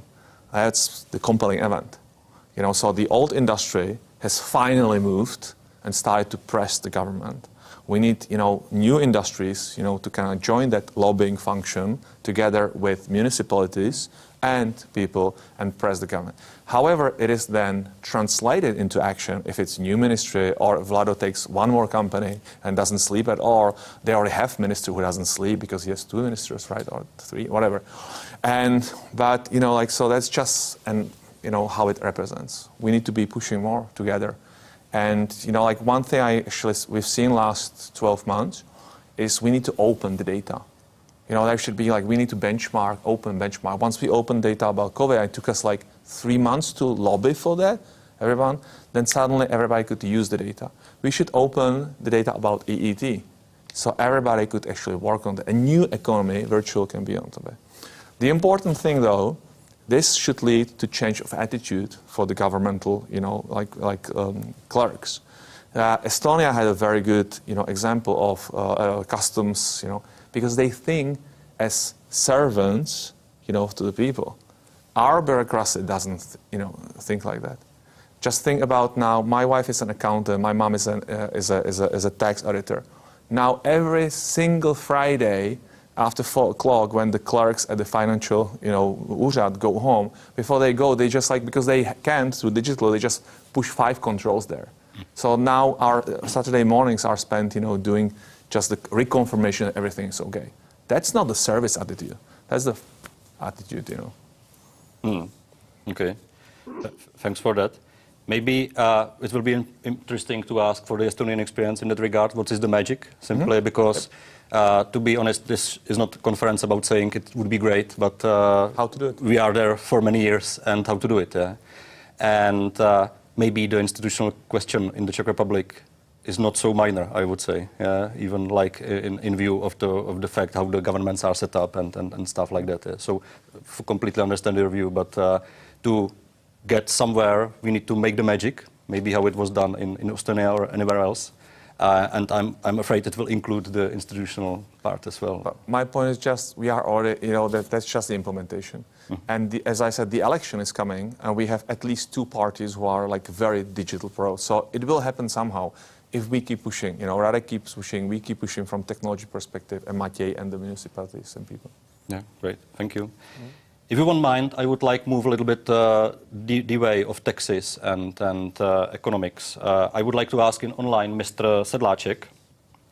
And my question would be to you, what measures, legal and fiscal, you as an economist, from your point of view, you consider as the most important to move the economy the way of innovation and the way of digitization? Thanks again for having me. It's a great pleasure. I have to admit I'm no expert on the particular institutional setting in the Czech Republic. It's been a long time since I worked there. But my research is about the importance of startups and how they matter for the rest of the economy. And what is evident from the data that some of these countries have available is that making life easier for startups helps them grow. It sounds very obvious, but actually finding the data to support that isn't that easy. So one of the key pieces of evidence that we found is actually a reform in Portugal, and Portugal is one of the countries where they are very happy to collect and then distribute data to other people, including researchers. And they had a big reform in 2005 on how to do business registrations. The World Bank has a fun little ranking of how to do business, and one of the subcomponents is a index of the difficulties of starting a business. I had a quick look at that yesterday, and the best country is New Zealand, and unfortunately the Czech Republic ranks, I think, at 130th or 140th position. And one of the key problems is the amount of time that it takes to start a business. While in New Zealand it's about half a day, in the Czech Republic it's on average a month. And here the last thing I'd like to bring up, maybe rebel a little bit. I know that the whole conference is about digitization. I guess the point I would like to make is that digitalization isn't actually the goal. It's just the means to a goal, and that goal should be promoting entrepreneurship or making life easier for businesses and individuals. If the government simply scans all the forms and makes everything available on the internet, but it still takes 20 forms to fill in and a month to wait to get the confirmations back, it's not clear that creating an e-government is actually going to change much. Can I have a question? Yeah, sure, of course. Why is it, in your opinion, in your data, such a decisive factor? Because, I've started several companies over the last 20 years, and usually you just do it once. And usually just hire someone to do it for you. So honestly, yeah, starting a company in Poland 20 years ago was a hassle. Honestly, starting something in UK was a hassle 4 years ago because we didn't have a bank account. But starting something here, yeah, it has improved so dramatically. I don't care. I call a lawyer and he does it in 2 days, and I go on. So everybody keeps repeating, starting a new business. I just never seen it, Ondřej Bartoš, a famous Czech investor says, businesses just, they do it. When they want it, they do it. I see other factors being big, but starting the business, yeah, there is a cap. Once you cross that cap, everything additional seems not. So can you elaborate on that a little bit? I'm sorry, Maciej. But... No, it's fine. Thank you. Sure. No, I think that's a great point. So the type of data that we're looking at is entire economies, not individual. So we have firm level data, but we can't, of course, we don't know who those entrepreneurs are. But the key point is that it seems that there's huge failure in startups, and one of the main points is to make the pain from failing smaller. Right, so allow people to fail, and that's how they learn, and that's how businesses figure out what they actually might be good at. I think lowering the costs of making that initial step will broaden the base in which from which the pool of entrepreneurs can be pulled, and that potentially has that has potential to then increase the number of high growth productive companies. Is it a causality or is it just a correlation? Because like you quote Portugal, it went through a pretty rough time, so they had pretty big compelling event, and big to start something. So more people were willing to start something. And you represent that as a causality. So I'm just curious. Maybe it's out of the scope of this discussion, but no, but discussion is always valuable. So thank you. So may I join this discussion? Yeah, sure. Yeah. Let's go on. I totally agree. It's not a problem to set up a company. I did it once 4 years ago, took a few days. I'm doing it right now as we sit here. I'm setting up a new company. It will take a few days. It's not a problem at all. What's problematic is to hire people because this job market is totally exhausted. So that's a problem number one. Secondly, it's difficult to get a construction permit if you want to build something. And thirdly, indirect cost of labor is too high. These are the problems that the startups, small and medium-sized companies, or even big companies face, not the setup of business. That's fast and easy and cheap. Yeah, understood. Maybe I'm sorry just to disrupt this topic a little bit because I have information that we have Mr. Sikut from Estonia, CIO of Estonian government. So welcome here. Thanks so much. Yeah, we are happy to have you. And I would like to just use this opportunity because, in fact, we are now discussing in the Czech Republic how to make it. And one of the topics before you joined was that how to make the miracle that the government, the public service, is interested and is enthusiastic about implementing and bringing digitalization and these changes into life. Because we are discussing here that even in the Czech Republic, it could be a question of institutions, like to have, a sole ministry for the digitalization and these topics or not. And the other idea was that this is simply about some enthusiasm, that the people want to do it and want to change the things. But in the Czech Republic, there is a question whether people are ready for this. So I just wanted to ask in Estonia, what do you consider the magic that simply brought the public service, the government to think this way and to implement new solutions? Yeah, well, it's a mix of things always, isn't it? And I just want to say here that in our experience, digital transformation or going digital is no different than any other transformation, any other change management that we do. It takes leadership. It takes proper sort of managing of the process. It takes basically that somebody's sort of steady at it. This is the organization. This is the governance. These are the mechanisms you have been talking about. If there's a government CIO or not. This takes some skilling. I mean, it's a classical thing. It's basically just taking the ABC of how to do change and just doing it in the context of digital government in a way. My other point is that what made Estonian case fast, and this is where I think exactly you can comment from Czechia. We have always had a burning platform, small, poor back in the day. We need to be very effective and efficient how we do things. That's why we started. That's why we started experimenting with tech. And as it worked, it then became a conscious effort, and the concept of change management from there. So if I'm very helicopter view, that's the thing. Okay, so maybe, gentlemen, any comments on your part, like in view of the previous discussion? So yeah, I think it's confirming, like that we in Czech Republic, Bohemia, we've always had it good enough. We didn't have any compelling elements. Estonia has faced, so many, hard things after, the revolution, here, and they are surrounded by everywhere, it's been saying, right? So they always had to be scrappy and hustling, to do things. We inherited, traditional industry, Radek and his, club, right? Yeah. Which was great for a while, but it didn't, force us to change fast enough. Yeah. And now we kind of bump into, the ground, and Škoda has to face, software companies learning how to do cars. That's exact words Martin used. They have Tesla, they have Google, they have Apple as their competitors.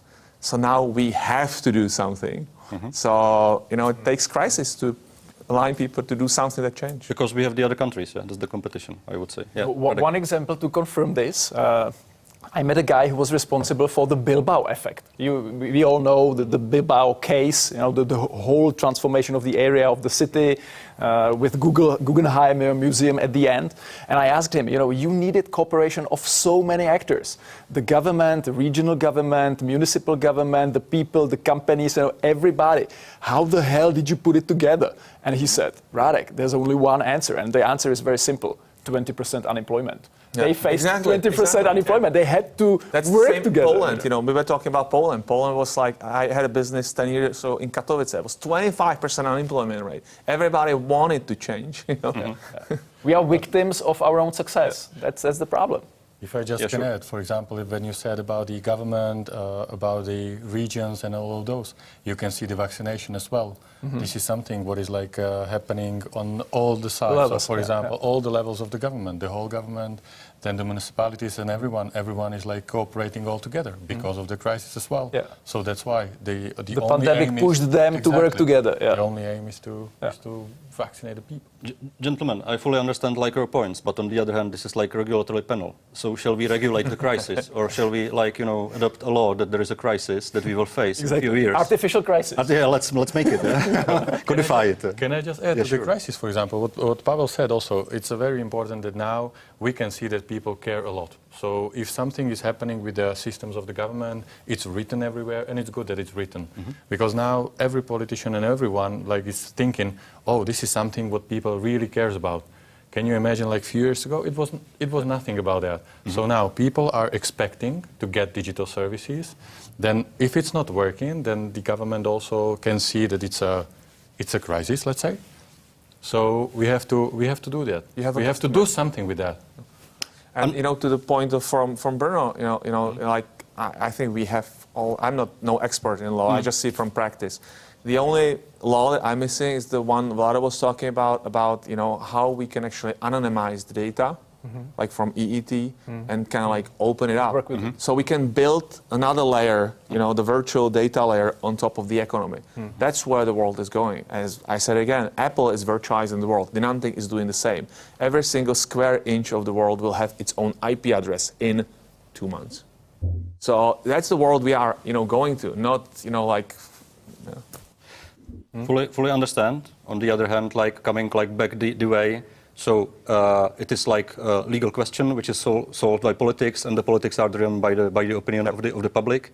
And question really is whether this is the motivation we have at the moment here, whether the public understands that digitalization is top one, top Absolutely. two. Well, it took us 30 years to realize it as a traditional industry, but now it's here because, as Martin said, we are facing Tesla. And it's either us making the right software, or it's them learning how to produce quality cars. And if we don't learn it fast enough, we are done. They've learned it already. Okay, they've learned it already. Microns, not millimeters. Good. And the same for the people. And I'm sorry to use this example, Vlado will not like it, but me queuing for 2 hours for the prolongation of driving license during the pandemic, where we were not supposed to meet other people, was a horrible experience. And not only for me, but for another 800,000 people But that's whose not the law driving thing, licenses, ran out of. That's implementation, not the law. To your point, right? I'm talking about the pressure from the people. Yeah. So the pressure from the companies is here because of the competitiveness pressures, and the pressure from the public is here because we don't want to wait in a line for 2 hours for a prolongation of driving license during the pandemic when we are not supposed to meet other people. And I would say like the point from Radek is right, because I was just showing on the data that the legislation maybe is not the problem. We have it. But the implementation, the rows. In this case, we don't have the legislation. In this particular case, it is a problem of legislation because it's written, you have to go there. Yeah. You have to ask for your driving license, and then you have to go there again. Exactly. And you will get the driving license. It is going to be changed from 1st of June. Wow. Great. Okay, we will have like Service is ready. It is ready. Good. Okay. We will ask then the audience whether they want to see as the obstacles, and one of them is maybe the education of the people working, in the offices, in the bureaus, because question is like, again, the adoption by the public service will be really critical. So whether the people, the workers there are ready to work with new technologies. And I don't actually think it totally matters. It matters if people are asking for it. If enough people are asking for it, we have a digitální tu schránku, digital box, right, data box. Yeah. How many people use it? Roughly around 1 million. Yeah, only. And now we have a banking identity. So once we actually start using it, and we all got comfortable using digital things during the pandemic, like food delivery, etc., we will force the officers to actually do it. Yeah. Yeah, go on. I just wanted to add, and probably also the guys there would like to add something, but I just wanted to add one thing, that sometimes the government needs to be also a little bit like forcing. For example, in Denmark, it happened. We were faster with data box than Denmark, for example, but they were not afraid to say, "We will give it to you. You have to use, or you can use it, and if you don't want to use it, you just step out of the system." 91% of the people stays there, and they were using it, and they were very happy. Opt-out way. Yeah. And so why didn't you do it, Rado? Not you, but the current government. Because they just said, we are going to show people that it's a good way of using it, but it was not happening. And when I asked the guys from Denmark what they think, how would end up the story if they were just trying to get the people to use the data box, they said around 30 up to 40% they think the final count would be, but they are now on 91%. 2014. Yeah, great. Understood. Maybe just to ask Mr. Chytil as well, because I think that the metropoles often play a role how to attract people to establish new businesses, innovative businesses in the metropolitan region. Definitely the Prague region plays a role in the Czech Republic. I think we can name other cities as well. I think Brno attracts talents, Ostrava as well. But you, as close person to Prague, how do you see the position of municipalities to support, startup culture and establishment of new innovative businesses? Thank you, Martin, for the question. A lot has been said already in the studio, so I'll try to answer your question, and then I'll try to propose 3 compelling cases of how digitalization can look like in not only in our country. First, let me stress out what Radim Polčák said at the beginning.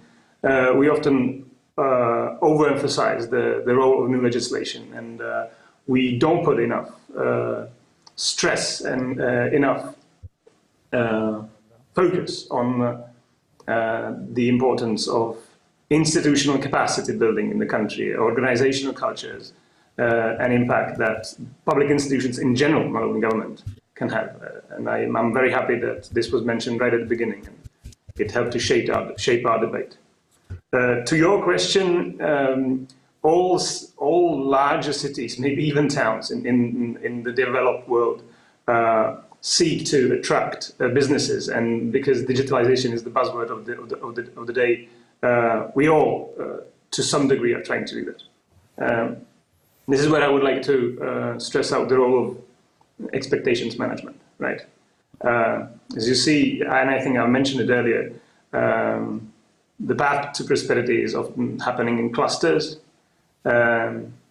Those clusters are often, for good reasons, born out of capital cities. I can expand on that.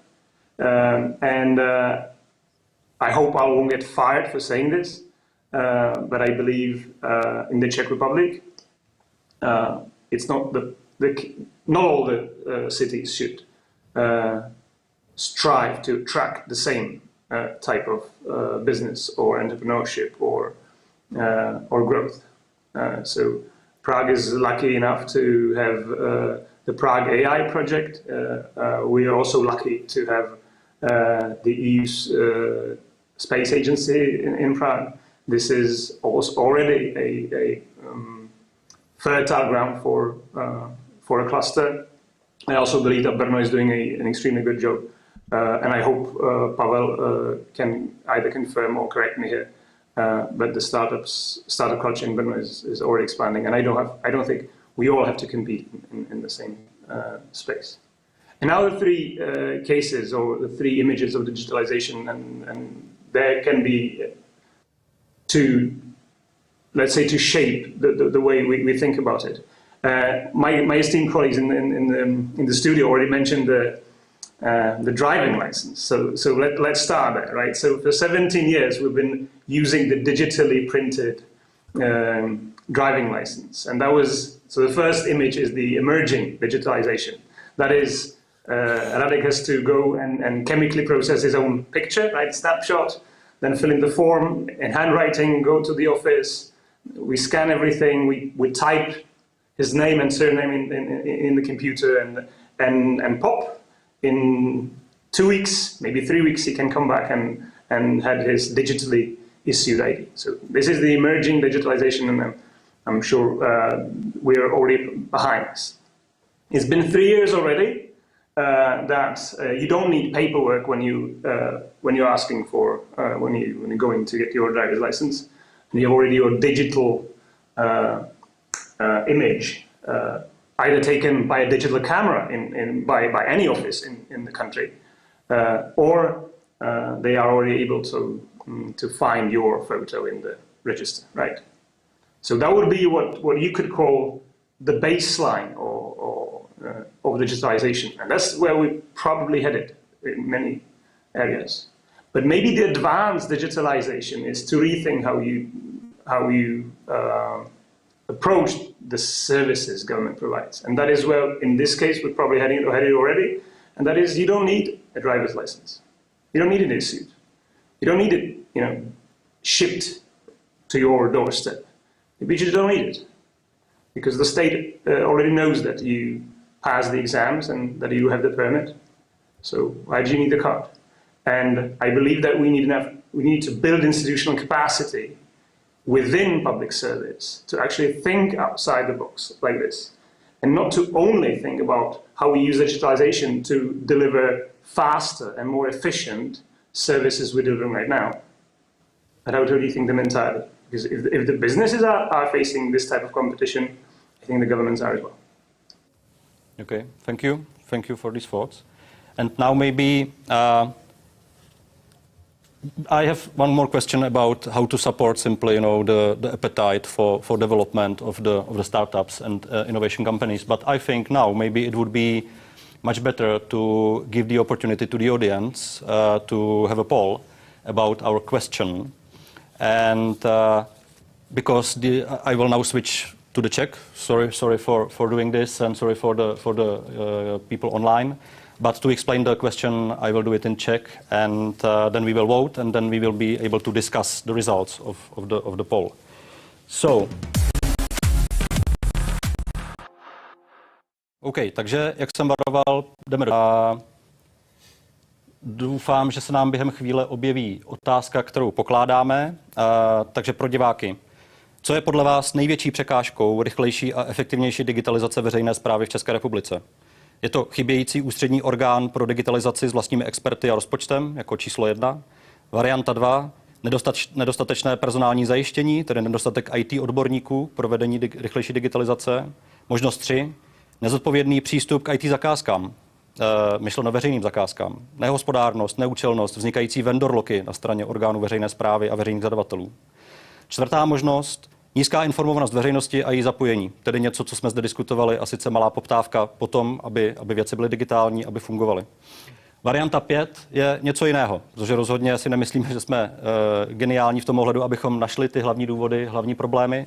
Takže poprosím vás, vy, kteří nás sledujete na Zoomu, tak máte určitě možnost zaslat otázku do chatu. Vy, kteří nás sledujete jiným způsobem, tak určitě využijte komunikační e-mail připojený ke konferenci. Hlasování vidíte, že běží odpočet, takže máme ještě nějakých 18 vteřin, abyste svoji volbu provedli. Zopakuji, chybějící ústřední orgán, nedostatečné personální zajištění, tedy nedostatek IT odborníků, nezodpovědný přístup k IT zakázkám, aby bylo možné vysoutěžit digitální řešení, nízká informovanost veřejnosti a její zapojení, anebo něco jiného, nám prosím komunikujte zvláště. Takže tímto je hlasování ukončeno. Doufám, že jste si zvládli zvolit některou z možností. Nyní chvíli počkáme, než nám naběhnou výsledky. Určitě budeme rádi i za zpětnou vazbu v rámci otázky 5, abyste nám nahodili další témata, která považujete za klíčovou překážku. Takže pokud mám správnou informaci, výsledky máme. Ve srovnání s předchozím panelem, kde volba byla jasná, všichni jste si vybrali, že nejdůležitější pro založení nového biznesu je právní a daňové prostředí, za což jako právník děkuji. Nicméně v tomto hlasování máme rozložení jiné. Máme to poměrně zajímavým způsobem rozloženo mezi možnost 1 a 4. To znamená, chybí nám podle vás ústřední orgán státní správy pro digitalizaci s vlastním rozpočtem, s vlastními experty. Zároveň vnímáte jako poměrně zásadní problém nezodpovědný přístup k IT veřejným zakázkám. Třetí varianta z hlediska počtu hlasů, nedostatečné personální zajištění, tedy nedostatek IT odborníků, a jako nejméně důležitou, pokud pomineme otevřenou otázku 5, tak vidíte nízkou informovanost veřejnosti a její zapojení. Děkuji vám moc za hlasování a nyní si dovolím přepnout zpátky do diskuze a budeme pokračovat v angličtině. Děkuji. So, gentlemen, you have seen the results. I think some of the results are a little bit going against the results of our discussion here. Exactly. So that's the question, of course, how to address this, how to face it. So how do you interpret them? Maybe I will, like the first one, I would like to ask Mr. Polchak online. What it comes to you from the results? What do you see there? I'm sorry, we cannot hear you. Maybe you are muted. You are not. Yeah. I'm speaking. Yeah, now we can hear you. Yeah, now. Perfect. Thank you. Now, but this is how we started, and it's not primarily the institution problem. It doesn't matter whether it should be a ministry or it should be like 15 departments and 15 different offices of state. But it is more about motivation. If there is some institution that is genuinely motivated to get it done, then it can work. And we have many examples. You gave them at municipalities. There are IT projects working, but these projects are particular. Or my example here from Brno would be Supreme Administrative Court. And there the head of the court decided that there is a need for an efficient IT system, and it was developed, and it was not expensive, it was efficient, it is working, there is no lock-in, so it is all about motivation. And the institutional issue goes after this motivation. So if we have an institutional framework that would provide for this genuine motivation to get things done and to have them done efficiently, then it can work. And I think that this is the answer from the poll. Great. And maybe a little additional question. What do you think about the result, about the public tenders? That's a big issue, although what we have here are still the burdens that were created, especially in the 1990s. So nowadays, I'm quite optimistic about how the public procurement goes. But the problem is that we have so many of these old burdens and of these old lock-ins that it created a kind of tradition that we are still having, and we still have to deal with it. And we are creating rules and legal rules that are sometimes extremely restrictive, and they make it very difficult to conduct a proper public procurement. And this is because We have this experience of this terribly inefficient public procurement that was done before. If in the 1990s more people would end up in jail immediately, we would not need that many laws and those burdensome procedures that we have now. But this is the history that we have to live with. Yeah, so I understand like the another 20 amendments of the Public Procurement Act is not the solution. So maybe, gentlemen, who of you would like to react to this lawyer's view? I have a fresh experience, with this. I totally agree with that. We've never worked with the government before. Last year, and we started an initiative trying to help, with the IT systems where we saw there was not enough capacity, and it's what we've learned, in those 3-4 months is that there's so many people in government that actually want to do something, want to help, but that like a lot of those legislative frameworks, they actually prohibit them. So everybody's kind of like people in governmental services are motivated not to do anything wrong, not to do something right. And the law procedures is a big part of that. So it's very hard to start for some company to work with government, like very, very hard.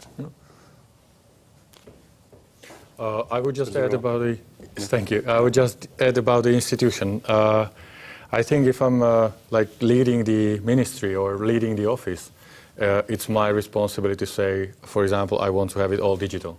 And you can find few of those offices, you can find few of those like ministries when they are like moving this way and they are moving this like really fast because the decision was taken. And not about the Ministry of Informatics or Ministry of Transformation or whatever. It's just the decision of the head of the ministry. And they are saying, and they can say, for example, the second thing, we are not going to scan, we just want every process to be digital. This is just another decision of the of top guys in the ministry. So I do not think that just one institution can change something. Of course, for example, now under Ministry of Interior, they are responsible for the whole of the government, let's say, for the shared services and all those. And it's like we are delivering. You cannot say, for example, that we do not have a data box, identity, that we do not have basic registers, that we do not have a layer for data or whatever. But now it's under responsibility of every ministry, like to fulfill their duties, let's say, fulfill their duties to the citizens. Yeah, thank you.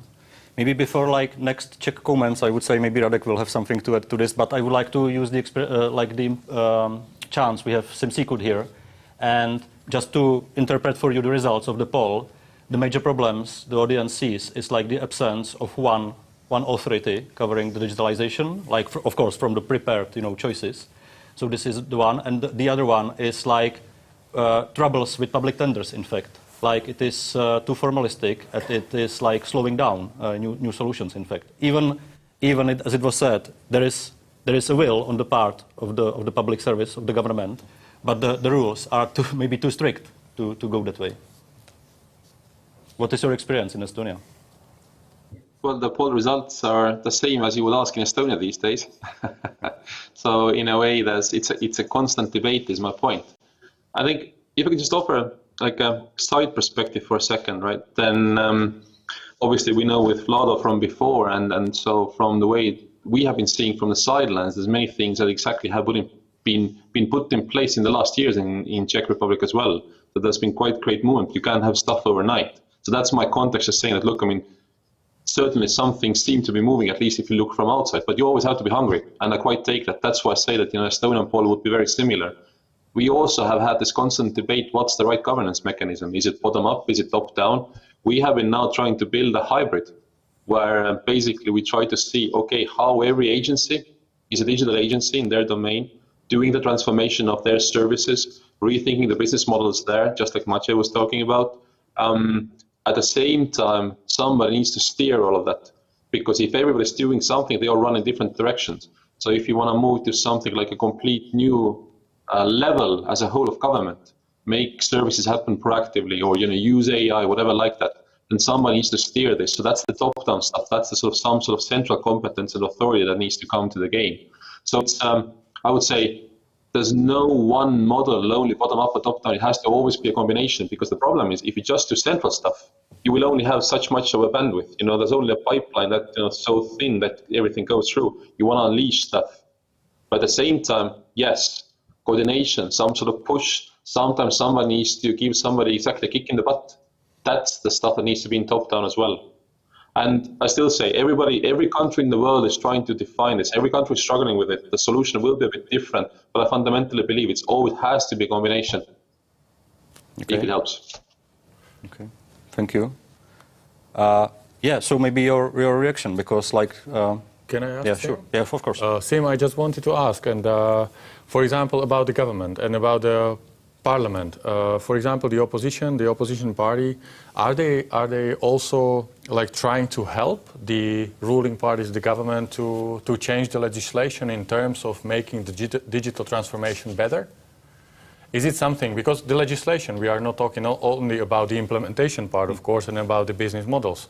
We are talking about the changing of legislation, which is happening in Parliament. And we can all,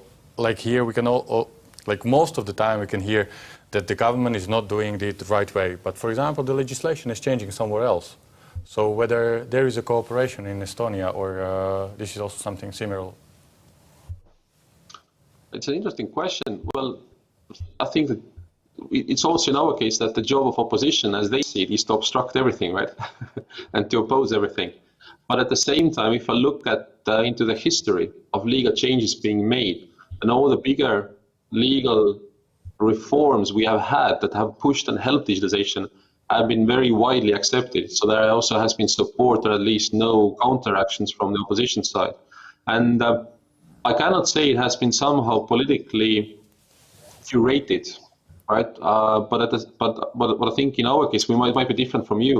In our case, it's very hard for politicians to say that we should not be digital, because everybody has seen and felt the effects already as citizens, their voters. I mean, they themselves, for us, there's no going back to non-digital anymore because of that.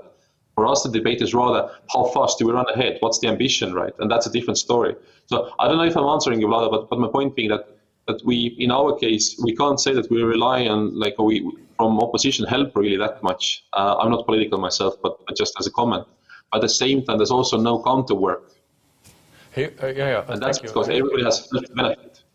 Yeah, I just wanted to add that, on the basics, of course, it was very, very nice to see that political parties wait for the critical legislation here, and it was super to see, and they were also very productive, very supporting everything and working on that as well. But for example, we are talking about the partial transformation. This is what I mean, that they can go into the legislation every time. And not only about the really important covering legislation, but for example, when we were discussing your driving license, this is something when, for example, I think that in Parliament it can happen. Mm-hmm. It's not only about the Ministry of Transformation. It's that political party can sit, say, and they will prepare the ground for changes. Mm-hmm. So this is what I think is sometimes missing. Mm-hmm. That of course the cover legislation, wonderful. The cooperation was great, and everyone is happy for that, because the companies were helping, they were helping, almost everybody. They saw that this is something what can make a huge impact and change. But what I'm missing is that in Parliament it's happening just small changes and preparing the ground for the changes as well, for the implementation changes. Well, maybe they are solving bad things in Parliament. Maybe they should be thinking more about what the current children, which will become their voters in 10 years, will actually want the world to look like. Maybe they are too busy fighting each other. Maybe they should really look what's in the future. And to Martin's point, who is hunting us down? Tesla, Apple, Poland, Estonia, Russia. Yeah, definitely. The political cycle is maybe preventing these long-term visions, but that's something definitely. One of the results is that there needs to be the sense of necessity in relation to digitization. So we will carry this on. Martin, maybe Prague is a good example. Mm-hmm. What Maciej and the guys from Golemio are doing, they're not just doing things. They created their own event, which is connecting cities from around the world, talking about how to digitize, right? How to go in the future. And I think, maybe I'm wrong, but I haven't seen any any kind of like initiatives like this, you know, on the parliament and cross-partying, you know, like sessions. So it's not only about we wait, it's going to happen, or somebody has to push out. There has to be proactive approach and connecting people with the wider audience in abroad, like Deloitte is doing today with other countries, right? Yeah. Thank you for that. Maybe to ask Matěj Chytil about this, like how do you see the results of the poll and what this says to you? Again, even in this case, it's hard for me to comment on the poll because I might differ there a bit.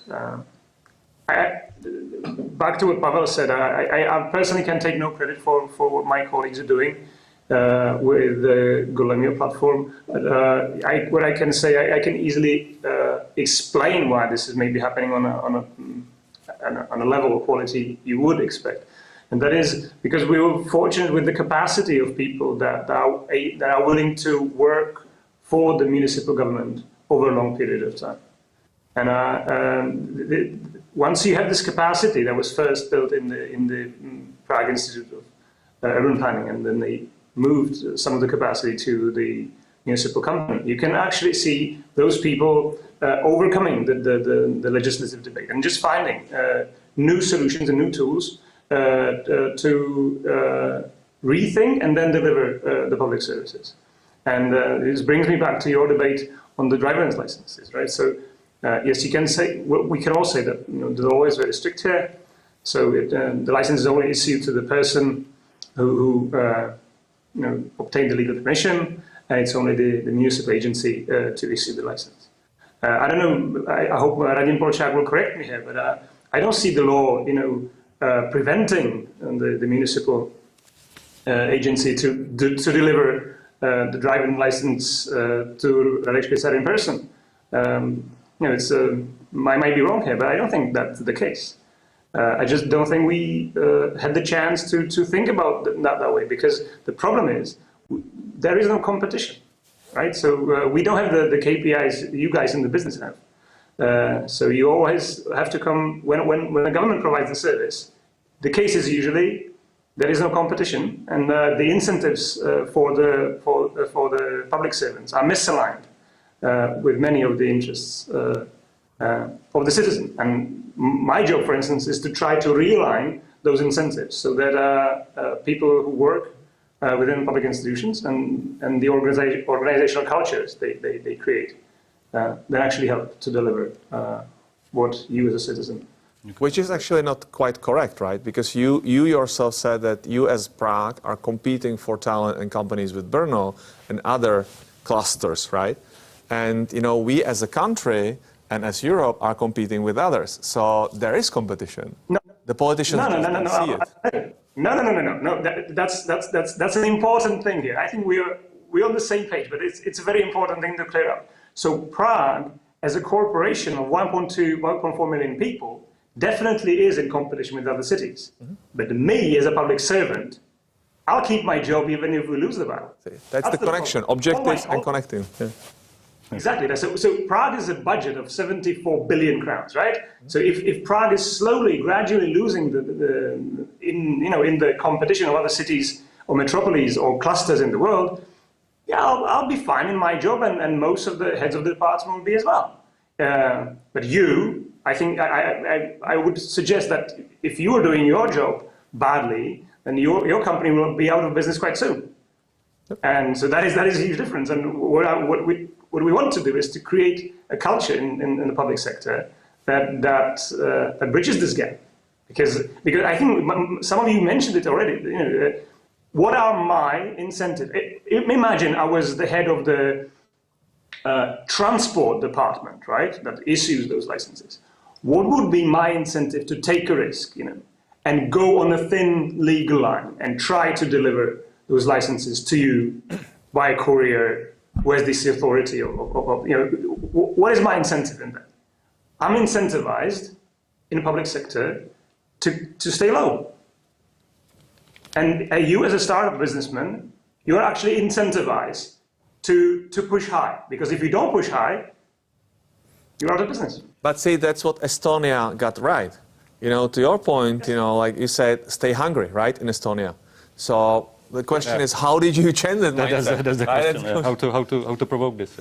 Maybe, sorry, gentlemen, just like taking the word back because I would like to. We are like a little bit approaching the end of the panel, and I would like to spend few last minutes on how to incentivize in such a situation that we just discussed here. The businesses to come to the Czech Republic, to invent here, to be even established by Czechs.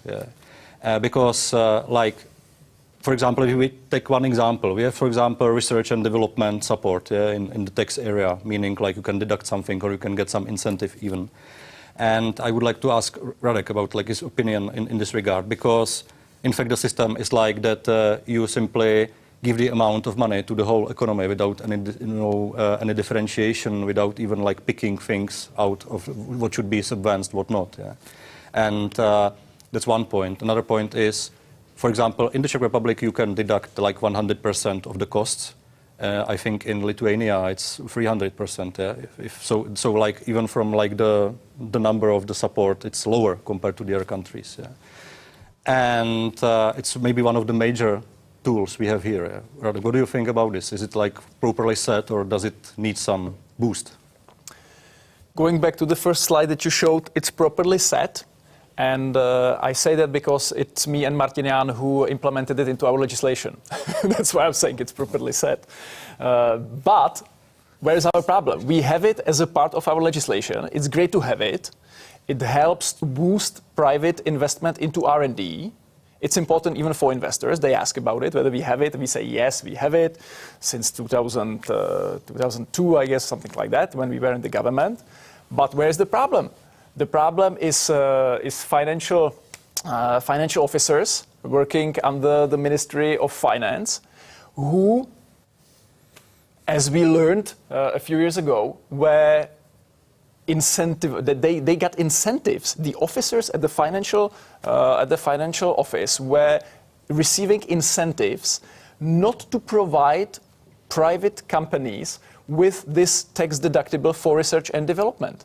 See, they were not motivated and supported to check whether that particular R&D project is good, whether it's real innovation, etc. They were incentivized not to provide it to private companies. So that's a problem. It's not the lack of legislation. We have the legislation. It's the problem with attitude and with politicians. Isn't it a problem with the justice system? If somebody is de-incentivizing on purpose, so it's kind of preventing them? I can comment on this because this is like our job. It's your job. At the court, we win. Okay, it takes years. So it's a great business for Deloitte because you are helping companies, to fight the financial officers. But the financial officers, instead of helping to boost our competitiveness, are doing this evil job, making it much more complicated for private investors to invest into R&D. That's the problem. Yeah. Culture, attitude of civil servants, and the pressure in the right direction from the side of politicians. Yeah. So, in fact, like the setup is not working very well. Like the basic setup is okay, but absolutely, legislation is there, but implementation, environment is a different story. Okay, thank you, gentlemen. I think we are quite approaching the end of the session, but I would like to take the privilege to ask each of you, like, for one recommendation. What do you see in this, like, let's say, regulatory tax, legal environment? What do you see the Czech Republic should do, really quickly? Enforce the law. Enforce the law. Exactly. Thank you. Enforce the law. If somebody screws me up, I want to be, done at the court within 1 week, right? Okay, Radek, you next. Stay hungry and press the government. We as citizens and we as companies. Okay.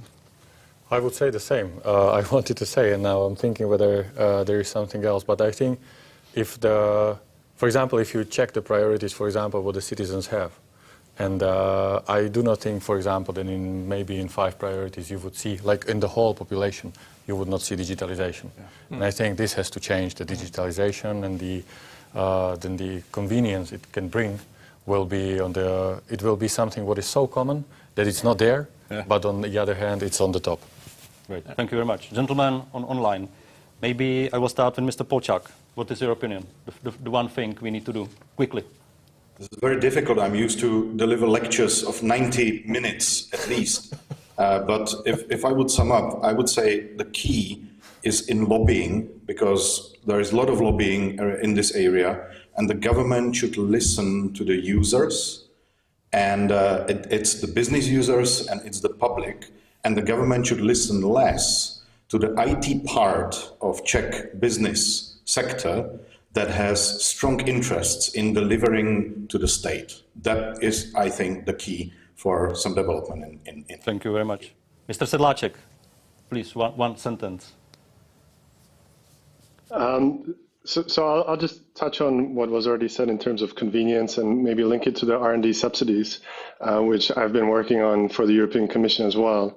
There, one of the issues is that they often get eaten up by the larger companies because they are the ones that can afford, the help of firms like Deloitte to get them access to those companies. So making it convenient, making it easy for businesses to apply for things like R&D subsidies will also hopefully increase the efficiency with which they get distributed.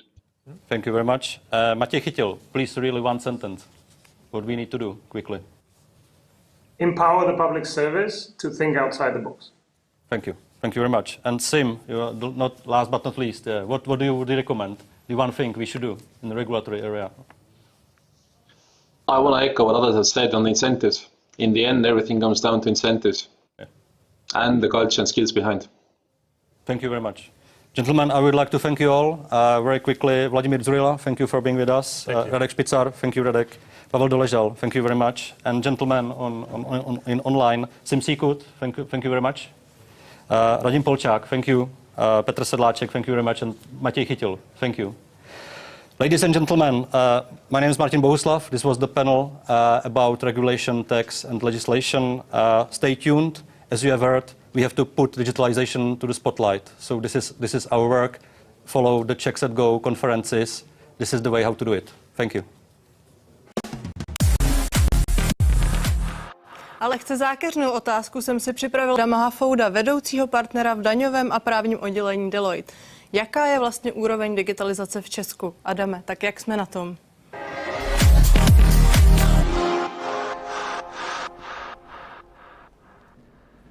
Inovační prostředí a obecně prostředí pro startupy v České republice bych řekl, že je hodně podobné obecně pro všechny podnikatele. To znamená, že pro startupy dneska není nic specificky daného, ať už v daňovém nebo v právním prostředí. Existuje několik různých platform, které startupy podporují a myslím, že to dělají dobře, ale pokud chceme startupy skutečně podpořit, a oni jsou jeden z pilířů inovační strategie České republiky, tak se musíme zamyslet nad tím, co pro to můžeme systematicky udělat. Myslím si, že jedna z klíčových věcí je, aby stát vedl dialog se startupy, aby chápal, jaké jsou jejich potřeby a aby potom implementoval cílená opatření, které startupy budou podporovat. Co se týče obecně inovačního prostředí, tak tam si myslím, že už řada cílených opatření byla implementována v daňovém a právním prostředí.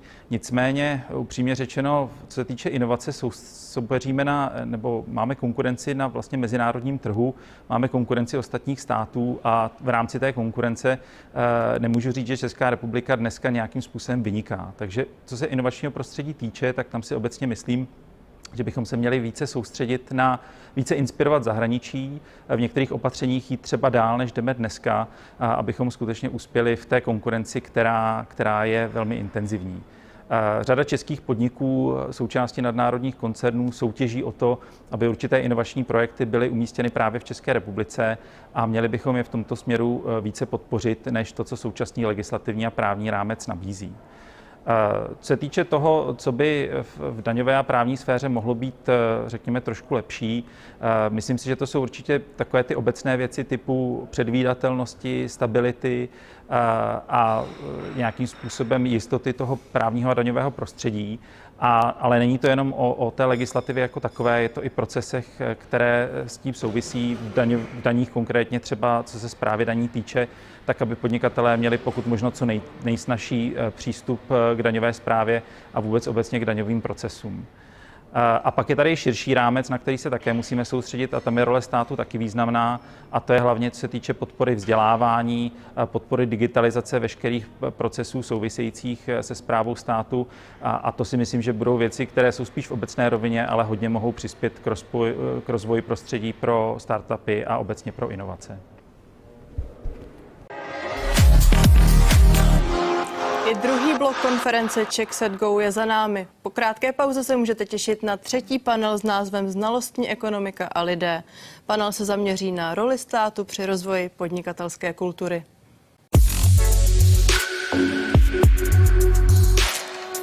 Digitalizace Česka se neobejde bez vaší podpory. Přispějte prosím přes sbírku Česko Digitál libovolnou částkou na projekty, které uspíší inovační a technologický rozmach České republiky. Děkujeme.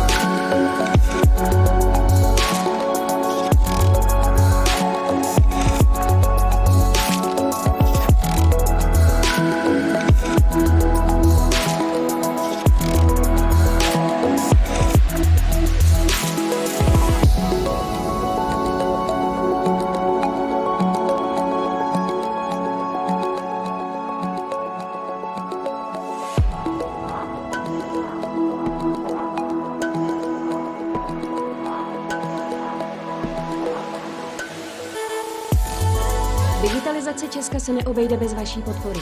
Přispějte prosím přes sbírku Česko Digitál libovolnou částkou na projekty, které uspíší inovační a technologický rozmach České republiky. Děkujeme.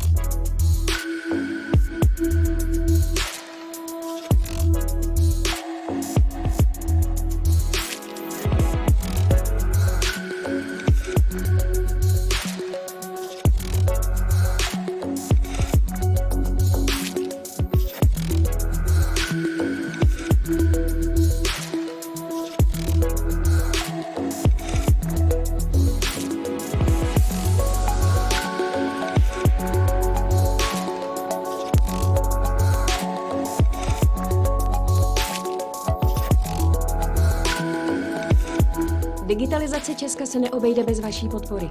Přispějte prosím přes sbírku Česko Digitál libovolnou částkou na projekty, které uspíší inovační a technologický rozmach České republiky. Děkujeme.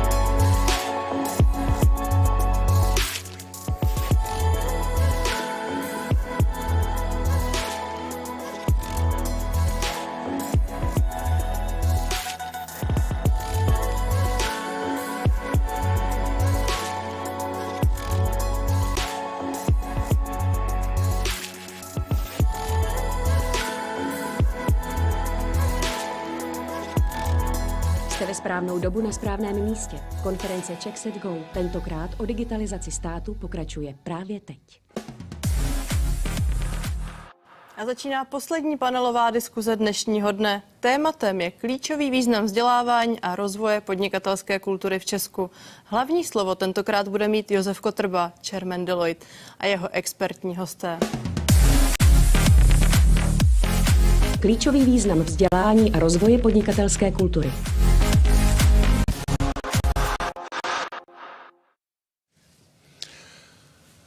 Hello, welcome everybody. This is the third panel of today. Hopefully that you're not too. We have guests whom you mostly met already. Next to me, Radek Špicar, Vice President of the Conference Industry. Thank you. Eva Pavlíková, co-founder and CEO of Česko Digital. Hello, nice to be here. Nice to meet you. Do Zurila, the government CIO and head of NAKIT. Hello, nice to be here. And we have our remote participants, Yves Peterson, head of Startup Estonia. Sim Sikat from the government CIO of Estonia. You two guys will have a lot of things to tell us because in the statistics you'll see in a moment Estonia actually stands up in a couple of slides. So be ready. Petr Sedláček, professor of economics at Oxford. And Matěj Chytil, advisor to the deputy mayor of Prague. Welcome. Thank you for the invitation, Helen.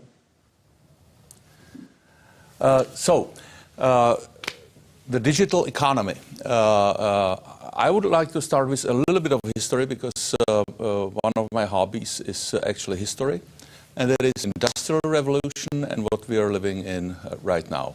In the industrial revolution of 19th century, Czechia actually did very well because it had skilled like that. We had coal, we had decent location in Europe, and the nation took advantage of it greatly. And to be honest, the number of years we've been living out of that impact was 100 years. Great.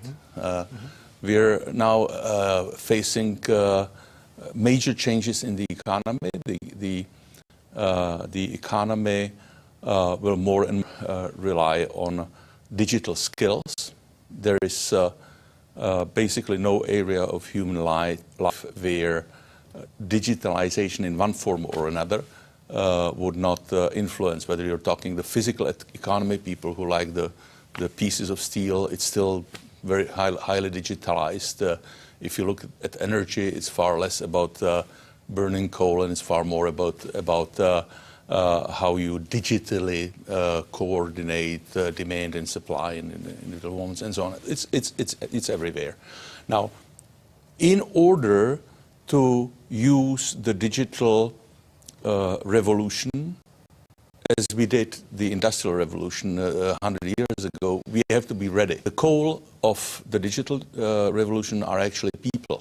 There's nothing else we can apply than it. So my first questions will be, are we ready? Is what we have currently, is it enabling or is it hindering us in taking advantage of the digital economy? And of course, after discussing what the issues are, we should suggest ways to improvement. But now, may I ask for the slides?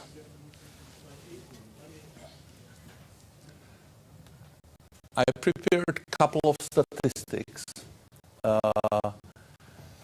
about our educational level. In recent years, we have heard a lot about our lagging behind in mathematical education. Funnily enough, the latest measurement in 2018 has shown that we are actually coming back a little bit, but still from 2003, where we were number 10 in OECD, we still slipped to number 18, which is not too great. Now, Estonia, I said that there's going to be a lot of Estonian arguments. Estonia is showing that this is not necessarily a pan-European trend and that only countries in Asia, as Pavel pointed out, and North Korea are good at it. Estonia is growing since the first measurement, basically, very gradually. Digital or technological skills taken from the IMD World Digital Competitiveness Report. Again, slight decline, no tragedy, but certainly doesn't indicate that we are ready to jump 3 levels up. Mobile broadband subscribers, that shows how people are using the digital technologies. Again, slipping down, but still above the average, and interestingly enough, above the Estonia. So that's the only question I won't have to our Estonian guests. I was also wondering whether it's not that we are closing down too much and that our language skills are actually lagging behind. I looked at this statistic last year, and I was ready to write an article that the situation is worrisome. And again, the 2020 figures have proven me wrong. So the scandal I was ready to start here is not happening unless 2021 shows a different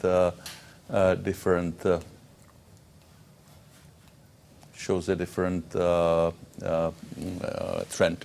And somebody cut me off from the slides. I think it was enough for the introduction. So I think the question is clear, and if I may ask my physically present guests first to make their opening remarks on the topic. Ladies first. Ladies first. Difficult question, but I think I would like to open with that the education is not the priority for our society.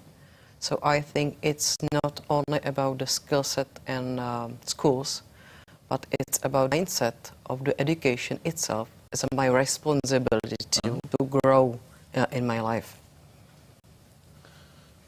Yes, I would certainly agree that, as in many other things, many other areas we've been discussing today, the cultural attitude is sometimes more important than the institutional or financial conditions. But it's very difficult to grasp. So keep it as a task for yourself to come out with a hint how to get better in this. So, Ratko? Thank you. And I like the idea of the Industrial Revolution and the Czech lens as a center of it in the 19th century. And I'll elaborate a little bit further on that, if I may. And I'll compare it to the current situation in the Czech Republic. So at that time, as you rightly pointed out, we had a number of people, cheaper and relatively high qualified. Do we have it still? I don't think so. Labor market is totally exhausted. We are now facing the end of one of the worst economic crises in our modern history. But despite that crisis, we still have more open jobs than unemployed people. So it was very difficult to find new people that companies needed during the crisis. It will be even worse after the crisis. So we don't have people who would be ready for 21st century new age digital era because we don't have people at all. This country is dying out. Are we an open country as we used to be at that time, at least within the Austro-Hungarian Empire and further Europe? No. When it comes to immigration policy, we are a closed country. We are very conservative. We are afraid of what's going on outside of our borders. We are acting like hobbits, who are in their valley surrounded by the mountains and who are suspicious of everything which is coming from the outside, because in our history it was always wars or pandemics. So it's a closed country mentally, which is, I think, is a problem. Infrastructure, we used to have, and that was an important part of the Industrial Revolution, we used to have great infrastructure in the traditional form. We had waterways, we had railways, and we had highways.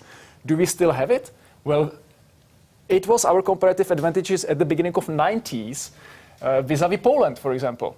And I still remember, again with Martin Jan, trying to persuade big international multinational companies who were deciding whether to invest in Poland or the Czech Republic, how we persuaded them to invest in the Czech Republic. We said, look at Polish infrastructure. There is no such way as Polish infrastructure. They had no highways, nothing.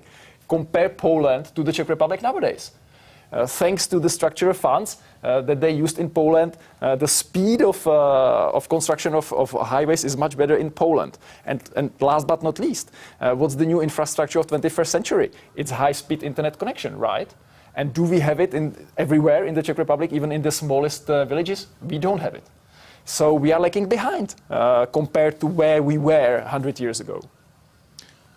Yeah, I mean, I think that you're right, but I would like to kind of trim your pessimism a little bit. I think in terms of people, the slides which I was kind of cut off from was showing what do the international investors find attractive on Czech Republic. To be honest, skilled labor for reasonable money is still there.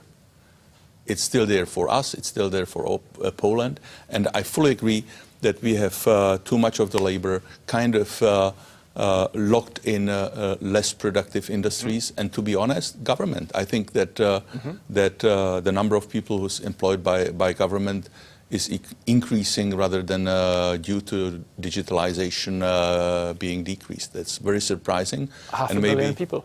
With maybe your comment, but it's a question for Vlado. About the people working for government is not really the question for me, of course, but on the other hand, what I'm missing always is that, for example, if the digital service is coming, then no one is like taking care about the whole picture. So, for example, if I'm going to prepare the service and I'm going to invest to the service, for example, change of driving license.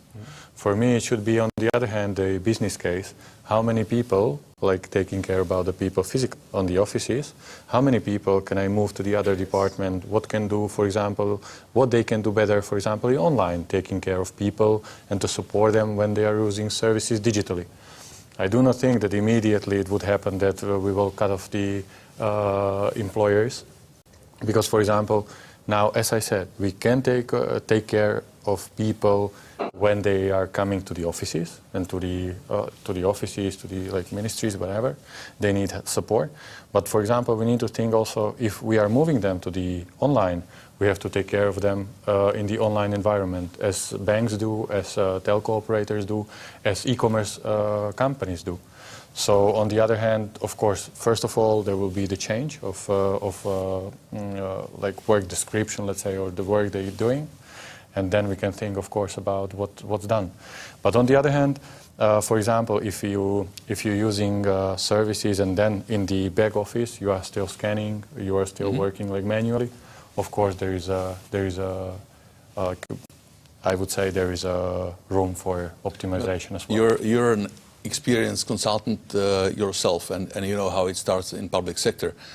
In private sector, when we come with a robotization proposal or any other digitalization proposal, it usually starts, okay, this little gadget will save you XYZ people, and this is where we start with. Sometimes it's about sales, sometimes it's about efficiency of production, but people is probably, I'd say, 3 out of 4 business cases for digitalization. So I think it's certainly something the government should look at, because as Radek properly said, we don't need like the hunger walls in Czech Republic. We actually need to release people from places where they are maybe helpful, but not as helpful as if they were kind of feeding the economy. There's one thread, of course, what I see now after the pandemic as well, that all the people, or mainly all the people like working in digitalization, they realized they can work wherever they want to. So on the other hand, they can be attracted also by the employees in Germany, in somewhere else over the Europe, somewhere else over the world, and they can still sit at home. So on the other hand, this is not only about the companies here, but now I can see also many friends of mine, they are always saying that, okay, not even though I'm like moving to the different location, that I'm working from the different part outside of the Czech Republic, but also now I can think about the jobs, they are like available somewhere else.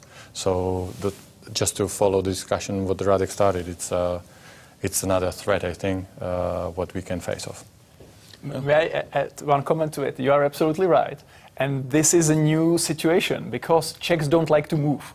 And it was our advantage because they stayed in the Czech Republic working here. But now, thanks to digitalization, they can stay in Prague, which is a beautiful city with a high quality of life, but they can work for somebody else behind the borders. So there's a big challenge there. You're right. Yeah, that's certainly true. I've recently met with a situation that a foreigner with German background is moving to Czech Republic, not necessarily increasing our labor force because he's going to be serving his domestic market. But we are back in a discussion about the vision, how to people move to the same vision and to put them to another country. So I think back to the vision, what is really important to do here. True. But I would like a little bit more come back to the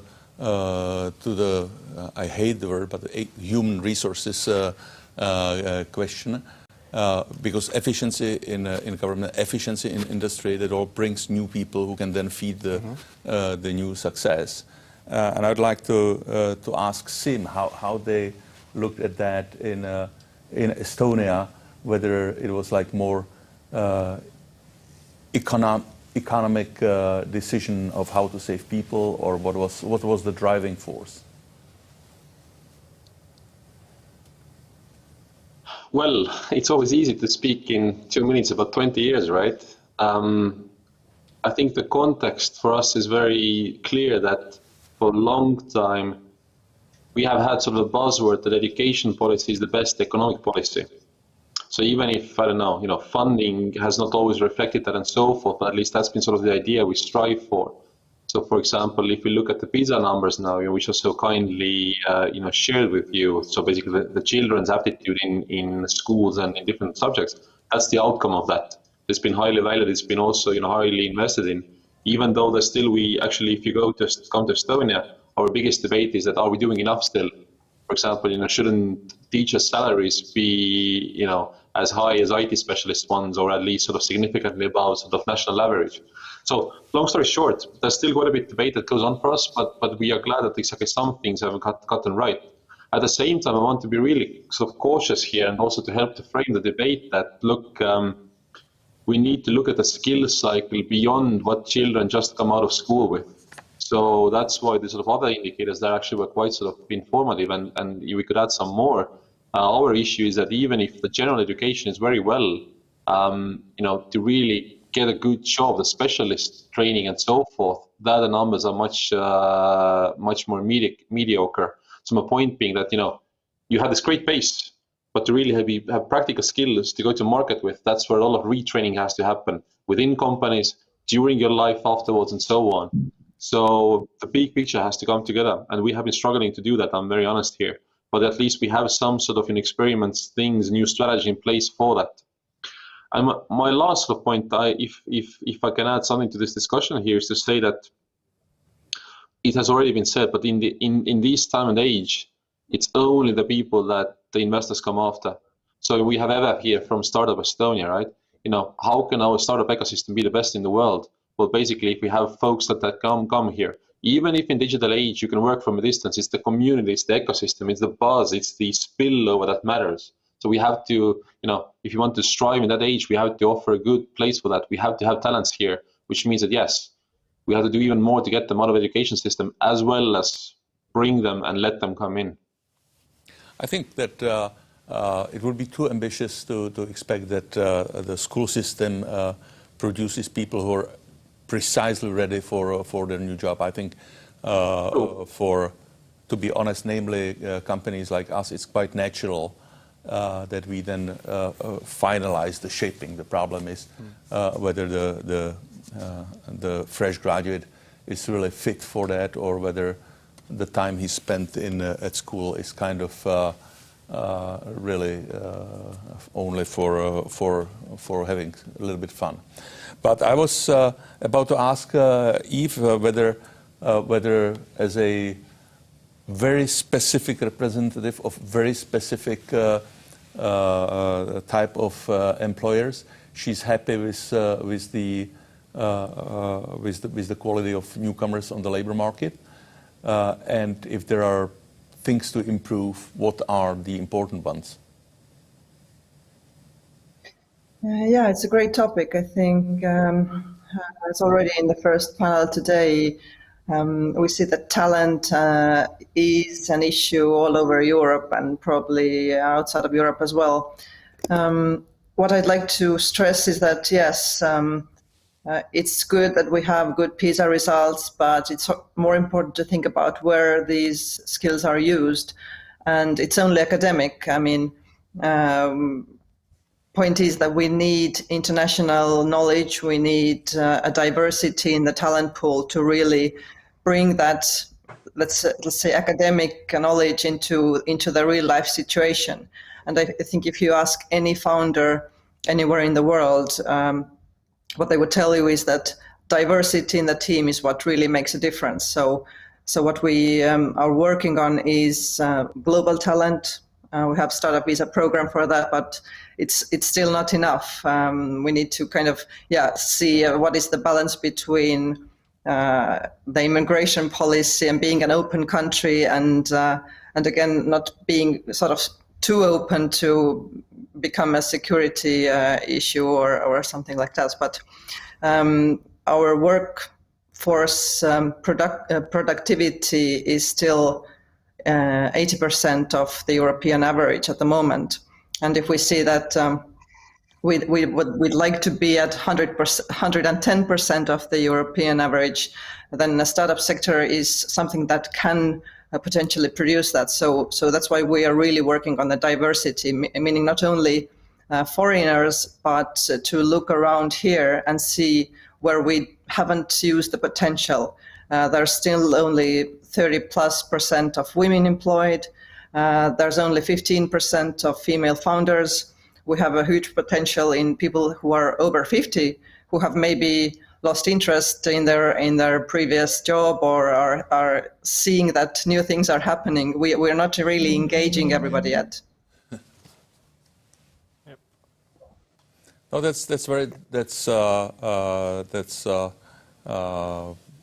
really great to see ambition of being 110% of European average, and I think the ambition is an important thing we should all remember, and we sometimes forget.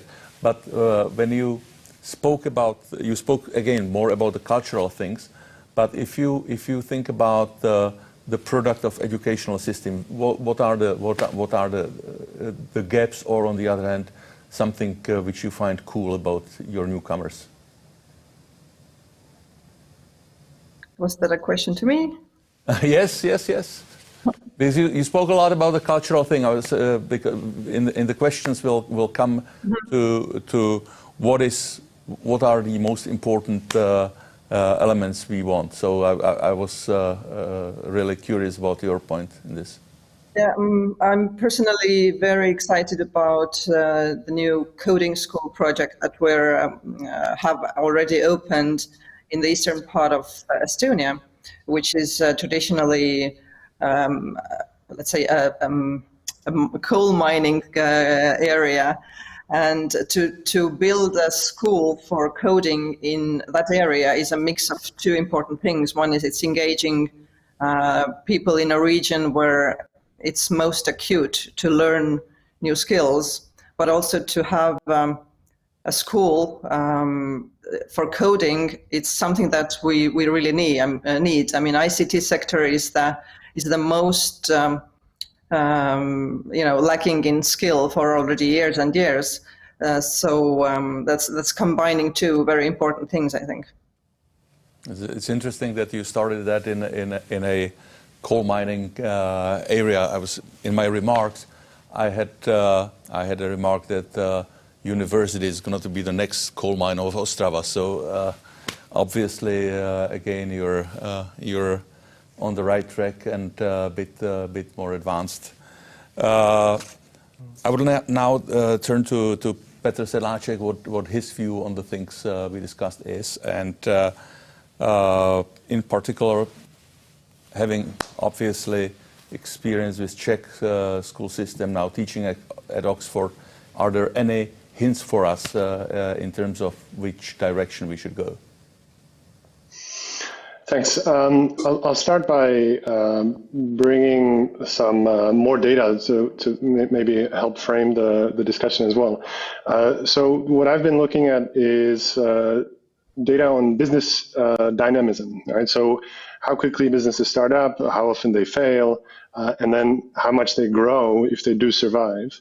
So interestingly, the Czech Republic in terms of startup rates and exit rates, which are often related to kind of productivity enhancing selection, the Czech Republic actually does pretty well. The startup rates are quite high. They're a little bit above the European average. On the other hand, what seems to be lacking is growth after surviving the first couple of years, and there, on average, businesses in the Czech Republic are quite far below the EU average. So I think this would be an interesting point to figure out whether first of all, we're tapping, or the Czech Republic is tapping into the right pool of entrepreneurs, as was already pointed out. Maybe part of the labor force is kind of locked in somewhere else, and then something that was also discussed is the availability of qualified labor. Maybe this is really what's kind of dragging the business growth down. It would be interesting to understand. So in some countries there are data where you can tease this out, and there's a strong relationship between, for instance, entrepreneurship or the education of entrepreneurs and then subsequent performance of their businesses. I haven't seen this type of data in the Czech Republic, so I can't speak to that. Well, that was more about your research activity, but what about yourself, your experience with the two educational systems and lessons we can take from them? I tried to dodge that question a little bit, but failed, obviously. I have to admit, so from the perspective of me trying to become a academic economist, the type of training that I got back home in the Czech Republic was not something that could, get me towards those goals. And I went on and did a PhD abroad, and the difference in maybe not necessarily material, but in terms of kind of the delivery and seeing the applicability was quite striking. I haven't been in the Czech Republic for a long time. I don't know what the education system looks like now. It could very well have changed, but that was my experience, many years ago. Yeah, I shared it. I was parachuted to the United States in 1990, and it was certainly a experience for the entire life. So a lot of sympathies for what you said. Matěj, any comments from your side, and what do you want as an inspiration to hear from our guests as well?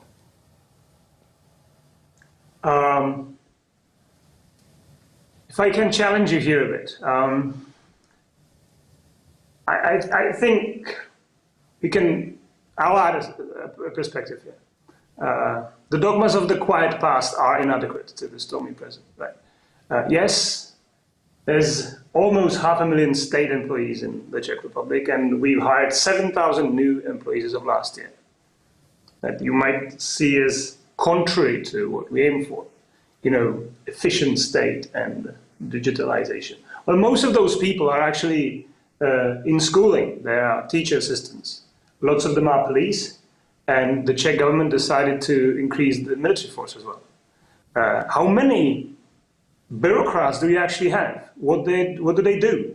I don't know. We've tried so hard to skew those numbers and to make them obscure that even I don't know how many people work for the Prague City Council.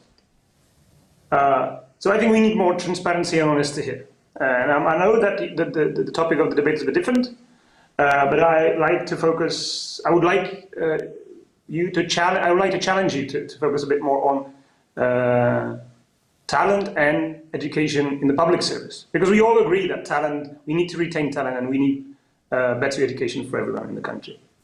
I took a break from my service for the city of Prague, and I'm currently studying at the University of Oxford, doing a master in public policy. And I can assure you that there's 140 colleagues of mine here in the cohort from 55 different countries. And I can assure you that in all of those cases, maybe except for some of our colleagues from Eastern Europe, it's way more, it's way bigger an honor to work in the public service for most of those people. They work extremely hard and they fight extreme competition to get where they are. There's people from supreme audit offices who manage to go through incredible competition intellectually and when it comes to their output.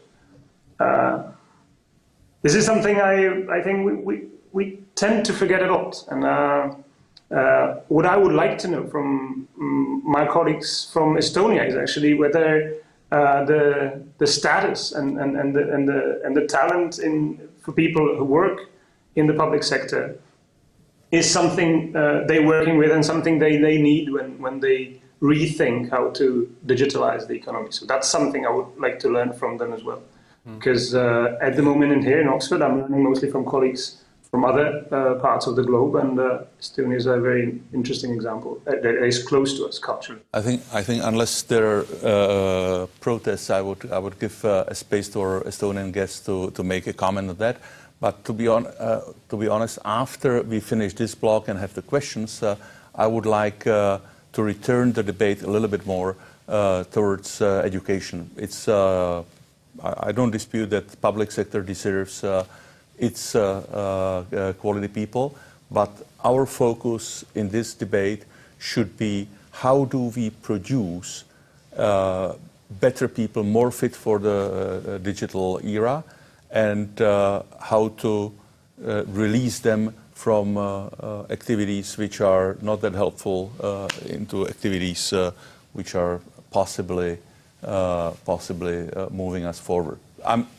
Otherwise, I hear what you say. I agree partially, but the fundamental topic is how do we have more people who are qualified for the new economy, whether they work in public or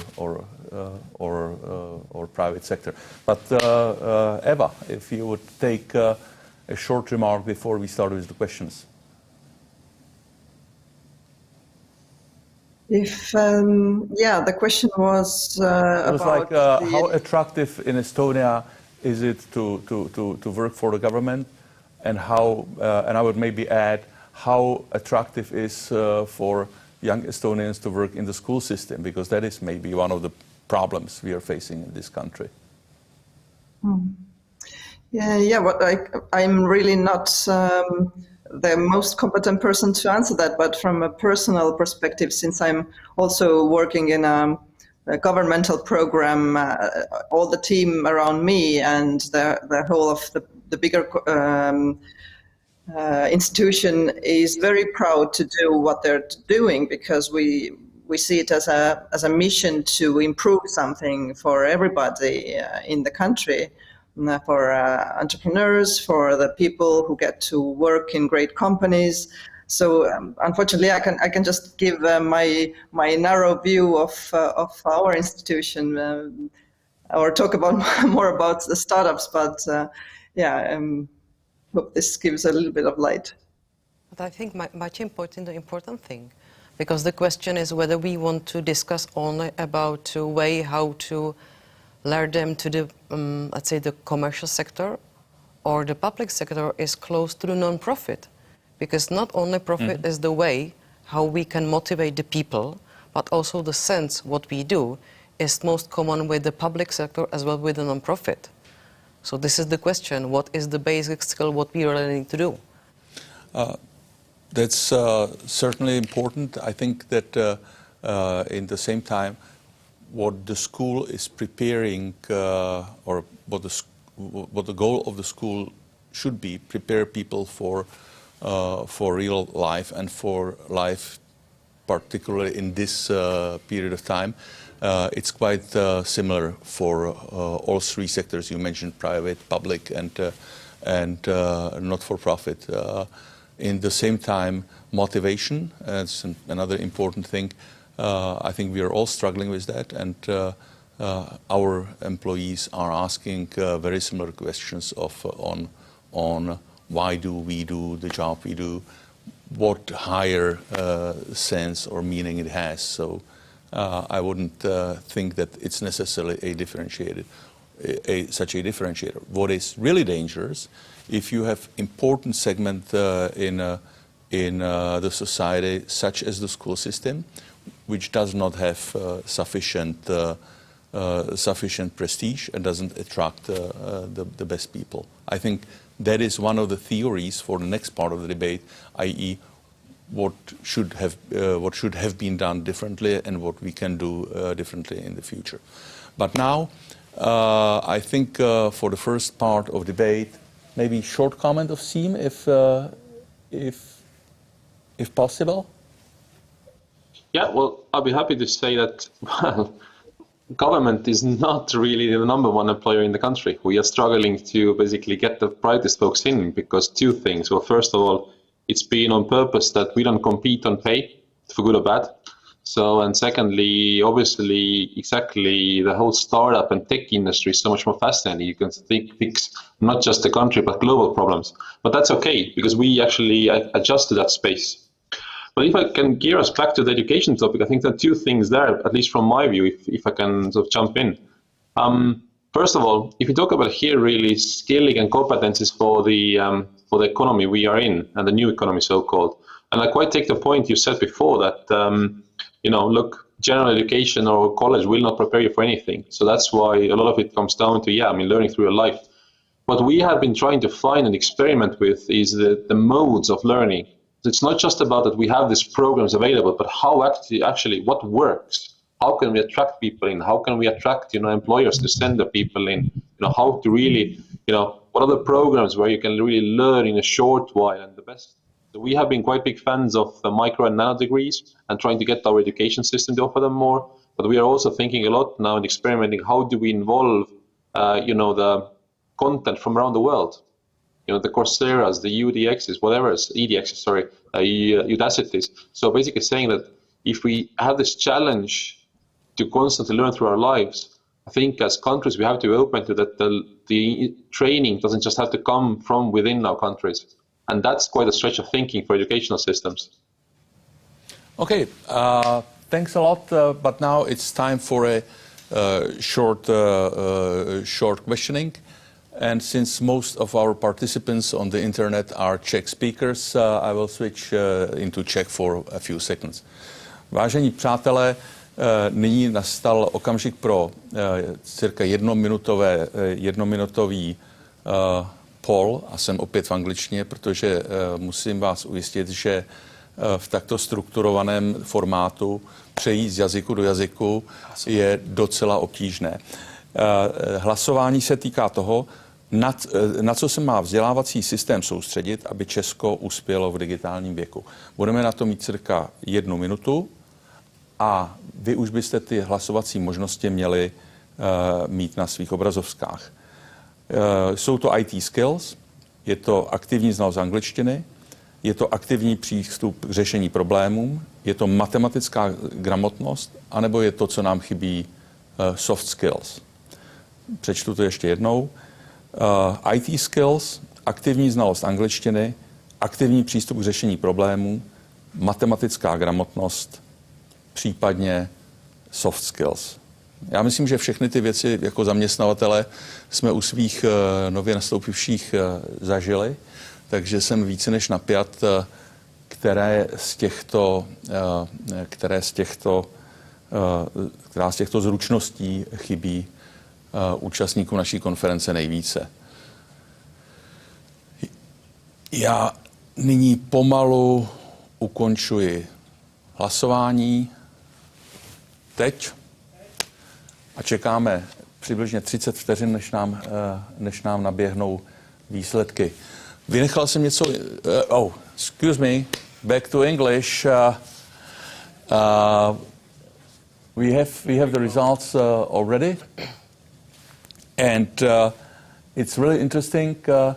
38% completely overwhelming answer is the area of IT skills. So I think your coding school in the coal mining area is addressing very well the problems of Czech employers. Active knowledge of English scored with 0, which, to be honest, I'm a little bit surprised because when having newcomers into a firm which has English as, let's say, 50% working language, I'm very frequently faced with situations where people know English very well, unfortunately can't use it very efficiently, but it scored 0. Active problem-solving attitude, 25%. Not surprising, it's relatively strong that our students are used to go in the school from task to task, which is very well structured. At the end of the day, there is A, B, C, D, multiple choice, which is a situation which surprisingly in real life you don't meet that frequently, unless you're a participant of this conference and you get 5 points where you have to select one. Mathematical skills, 25%, relatively high. Obviously correlated with IT skills. I think it's one family of things. And 13% would point out soft skills. But don't take that as nothing, because don't forget we said select only one. And 13% says that this is number one. And again, for example, speaking skills, not trained at Czech schools. Oxford, you know that in the UK, rhetorics would be something very familiar at high schools. So, lady, first again. What's your take from the voting and where your priorities are? And maybe jump one step ahead. What do you think we should do with that?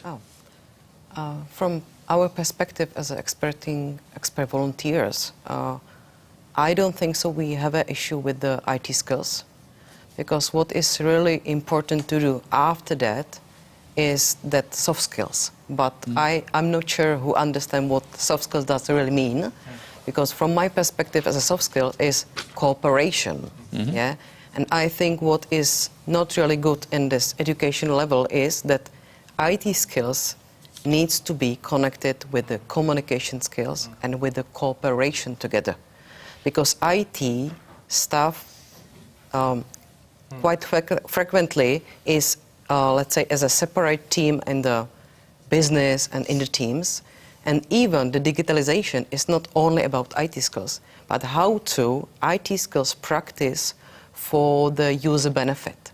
So from my perspective, definitely the soft skills and the cooperation is the topic number one. And we need to connect the IT skills together to the team as a, let's say, IT-ready teams to understand what the digitalization means.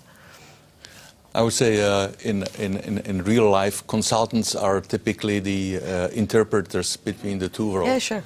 And we are happy that there are two worlds, that there are people who are 100% IT and other people 100% business, because that generates a substantial part of our revenue. But I think it is a good point that although people were really focused to the hard things, to the hard facts, hard skills, IT, and mathematics, it should not be forgotten that insufficient ability to communicate can lose more money than which is like generated by the hard skills. I totally agree, and that was the point I wanted to make as well, and I will get to it a little bit later. I slightly disagree that we have enough IT experts. I think we don't. The economy needs more IT experts, that's for sure. Like in Estonia, I think it would be a great idea to offer coding classes to our primary school students, just to test it, to see whether this is the way they would like to go. I think it would be really helpful. But going back to where I agree fully is the need to put together these two worlds that develop in a different directions, and we have to put them together. Why? Because we need to be creative. When you are creative, you are able to offer unique and original solutions. And you can be only creative if you boost diversity, because creativity comes from diversity. And again, if we went from Estonia to Finland, they realized that this is a must. And now, and I saw it myself, and I was fascinated by it. When they built the new campus of a Finnish university, they built an arts faculty next to a technical faculty, which is fantastic because we have to put these worlds together. And if a company has a separate IT department where nobody else wants to go because those are specific people whom I don't understand, those lunatics, with zeros and ones, that's a company which will fail. Because digitalization is not just one part of your business. It is your business. And not only in IT companies, but in automobile companies, as Martin said at the beginning. So we have to integrate digitalization into all segments of our business, and we have to understand each other. And it really starts in kindergartens, in primary schools. Students must be able to combine natural sciences with the humanities, and we must not separate these worlds. Because when we do it, and unfortunately in the Czech Republic we do it a lot, we as employers, we end up with highly qualified IT programmers coming from great universities like ČVUT. But these girls and guys, they cannot lead teams, they cannot speak English properly, they cannot argue with others, they cannot write, and that makes them difficult to employ. But the question is how to get out of point A, which you just described, to a point that will be truly fit for the digital revolution. Okay, a few recommendations. First of all, we have to pay teachers better. It's not everything, but it starts with money. It's now very popular to criticize our current government, but in this respect, I think we have to admit that they are doing a good job. Raises, the wages of teachers are raising. If the government added one more thing, which is to give more freedom of maneuver to directors of schools, I think it would be great. Like this current Minister of Education is one of the best we've had in the last 30 years. So the focus is there and it's helping. Then we should come up with coding classes, 3D printing classes, or I don't know, drones, driving classes in primary schools, so that young students at primary schools don't grow without a contact with technical subjects. I don't want them I don't want to force it on them. I don't want final exams, composed of coding, because for some people it's difficult. Not everybody is a natural born coder, but I want everybody to test it, to see whether they like it or not. And then we have to change corporate governance of our universities. We have to open them more. A rector of a university must be a true head and a principal and a chief of the university. Now it's the deans of the faculties, so we have to change that. Supervisory boards, now we have them, but they are just there. They have no influence. over the strategy and the vision of the university. That must be changed. So there are a lot of specific things we have to change if we want to be next United States. Yeah. Ratko, that was a great program for the next 30 years. Minister of School, but Minister of Education. But there was one thing missing, because there was a lot of new tasks on people who are active in the educational system. But to be honest, they have their plates pretty much full already.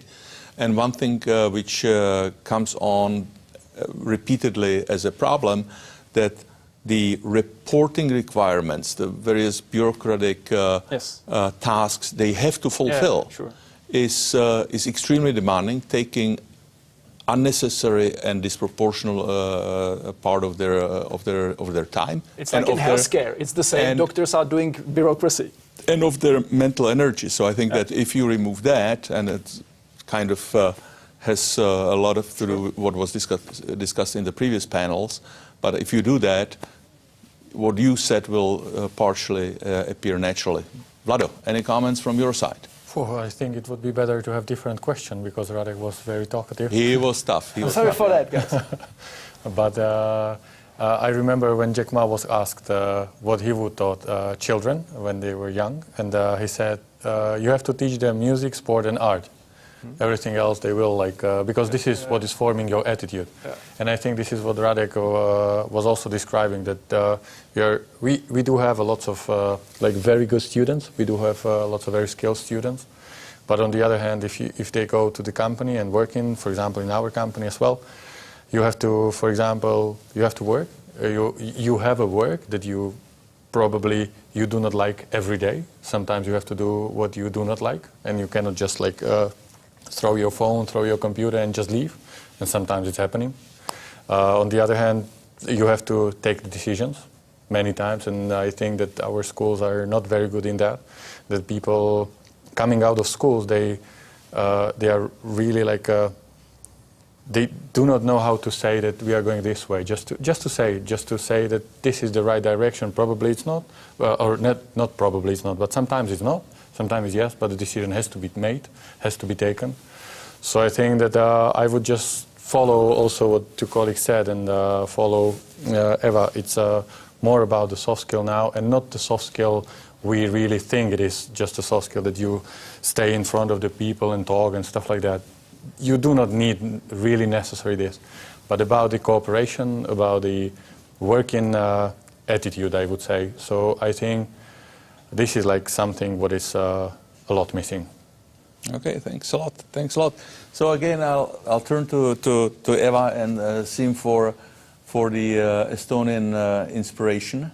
Estonians are famous for being introverts. I've heard a lot of jokes about how you recognize an Estonian extrovert. It's the person who, when talking to you, is watching your tips of the shoes. So you guys certainly do not look like illustrations of this joke. Is it because of the great Estonian educational system who taught you how to speak in public?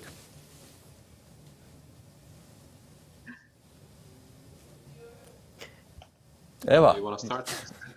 Okay, sorry, yeah, I had all the people on the screen. I was confused for a moment. Just a comment about the education system in general. I think it's always going to be slower, much slower than the progress we see in entrepreneurship. So whatever the economy needs, or the government needs, or the people need, cannot be translated fast enough into our curricula. For example, there is a high school university in Estonia where you can actually study to take a degree in becoming a startup entrepreneur. But even that, I think it's probably too ambitious to say that when you get that degree, you are a ready-made 100% startup entrepreneur. So I think it's a combination, always going to be a combination between academic skills and all the extracurricular activities and private programs that you get offered locally or via online, etc., etc.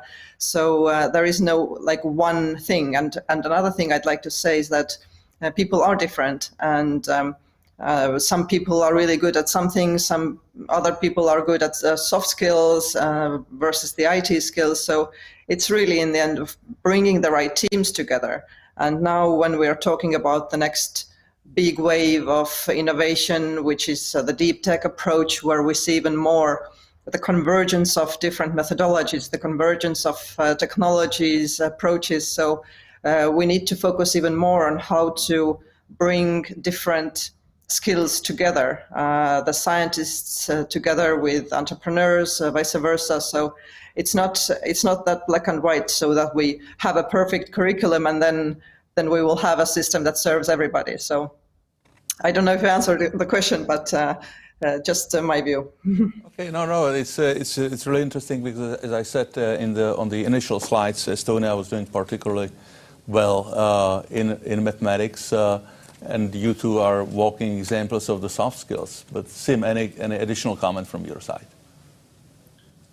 Well, the reason why we are famously being considered introvert is the reason why we do things digital, because then you don't have to interact, right?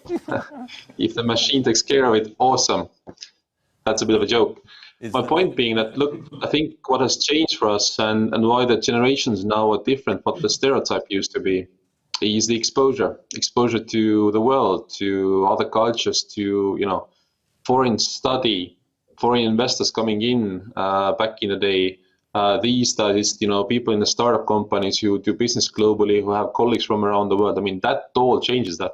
So my point being that it's not that much school, but it's the exposure and the real life, and in that sense, the sort of lifelong learning, if you don't mind me using that word in this context, is what has changed it.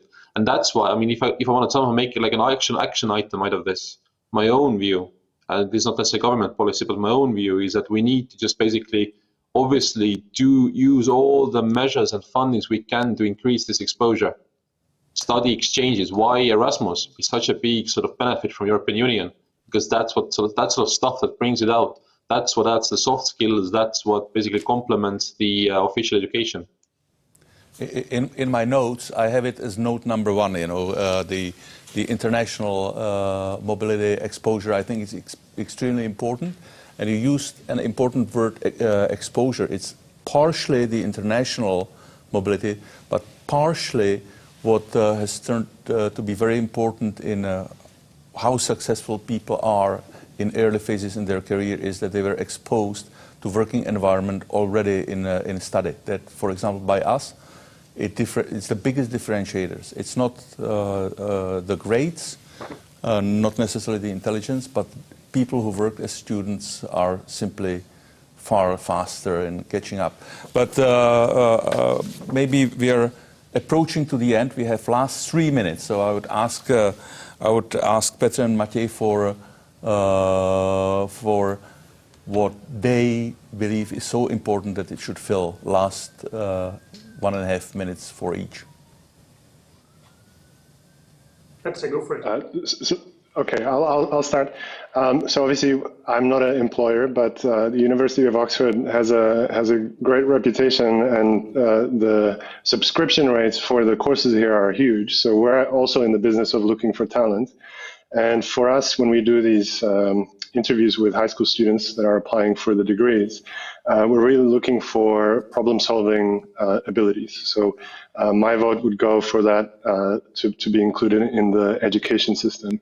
I can also say that soft skills are incredibly important, but we're trying to cut through those to see whether students that went through, for instance, private schools where they get trained in soft skills, we're trying to cut through that to see whether they can also solve problems. But those 2 points are the most important from our point of view. Thank you. Do we have Matěj? Yep. So I told you I'm here with 140 students from across the globe, and education policies are one of the top three focuses on people in here. It's education, health, and environment, right? I'm not an expert on education policy, and it's not my path. One of the reasons is everybody, as we just noticed, everybody has an opinion on how education should work and what teachers should do. It has reasons. There's reasons to that. We've all been to school, and most of us have children who go there. So my point here is it would be great if what we feel and want schools to become would be manifested through the elections, and if we give more space for education policy experts, expert teachers, and education researchers who focus their careers on the question how to make education better, and we give them room in places like the Ministry of Education and in our national debate. And to tap into Radek's comment, if we had to pinpoint one place where to start an overhaul to get a better education for all our kids, I think it would be the Faculty of Education. All of them.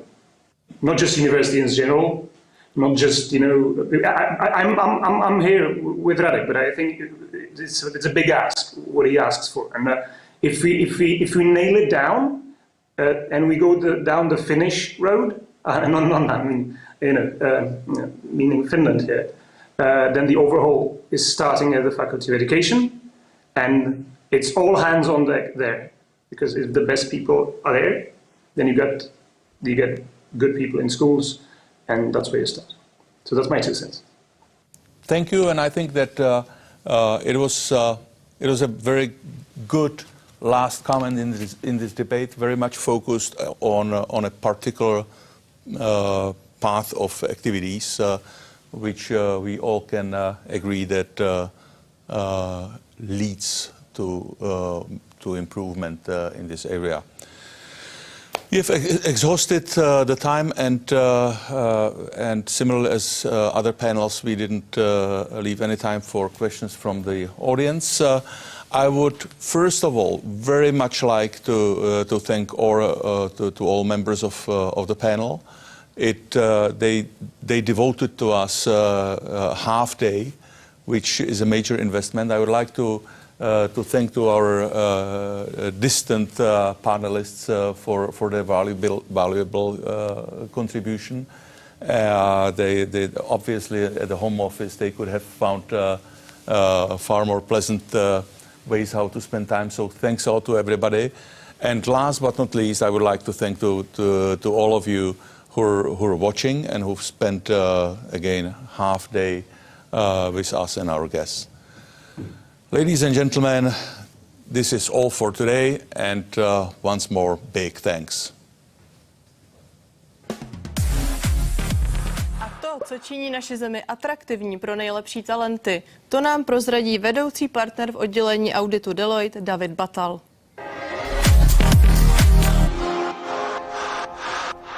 The Czech Republic has given to the world many unique innovations and inventions in a history, but now it seems a little bit that we are losing the power to fully utilize it for the future.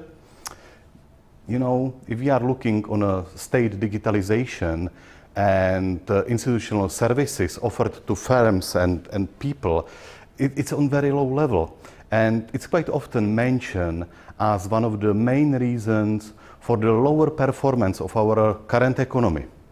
And you know, this country is built on very long-term business and industrial tradition.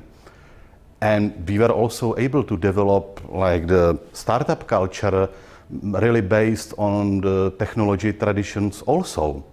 And you know, we must really make this country interesting for our talented people, because if they will not be able to get sufficient opportunities locally, they will go abroad and they will succeed there. And you know, I think that the digitalization is really important, and it's not about talking about it, but really doing the acts. You know, I have like a few weeks ago, I have seen like TV commercial, and it was like state digitalization. There was like a lady explaining how fantastic it is that you don't have to go to those offices, that you can do everything by the computer. And interesting was that in this commercial, was no single activity named or mentioned what you can do by the computer. And we are currently in a process changing the permanent address. So I was like, okay, let's see how the state is digitalized. And so I tried to searching, and what I found out, sure, you have to go there, you need new ID, so you have to go there several times. Okay, maybe I can book some time and date. No, this is not possible, you have to stay in the line. Okay, maybe I can pre-fill some forms. Yes, you can find a form, but on the top it's only for information, you have to fill it in office. So at least I hope that at the end, at least the opening hours are updated. So maybe instead of creating TV commercials, would be better to do some real actions.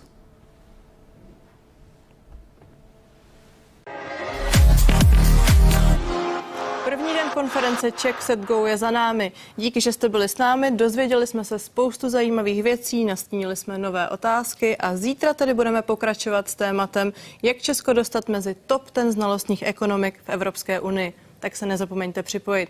A já ještě doplním, že zítřejší konference bude probíhat v českém jazyce. Stále také platí, že přispět na digitalizaci Česka můžete prostřednictvím Česko Digitál. Hezký den a díky, že jste alespoň jeho část strávili s námi. Těším se na zítřek. Věřím, že jste se bavili a že se dneška odnášíte nové perspektivy. A budeme se na vás těšit zítra, kdy společně s dalšími experty nastíníme konkrétní kroky na cestě k digitalizaci Česka.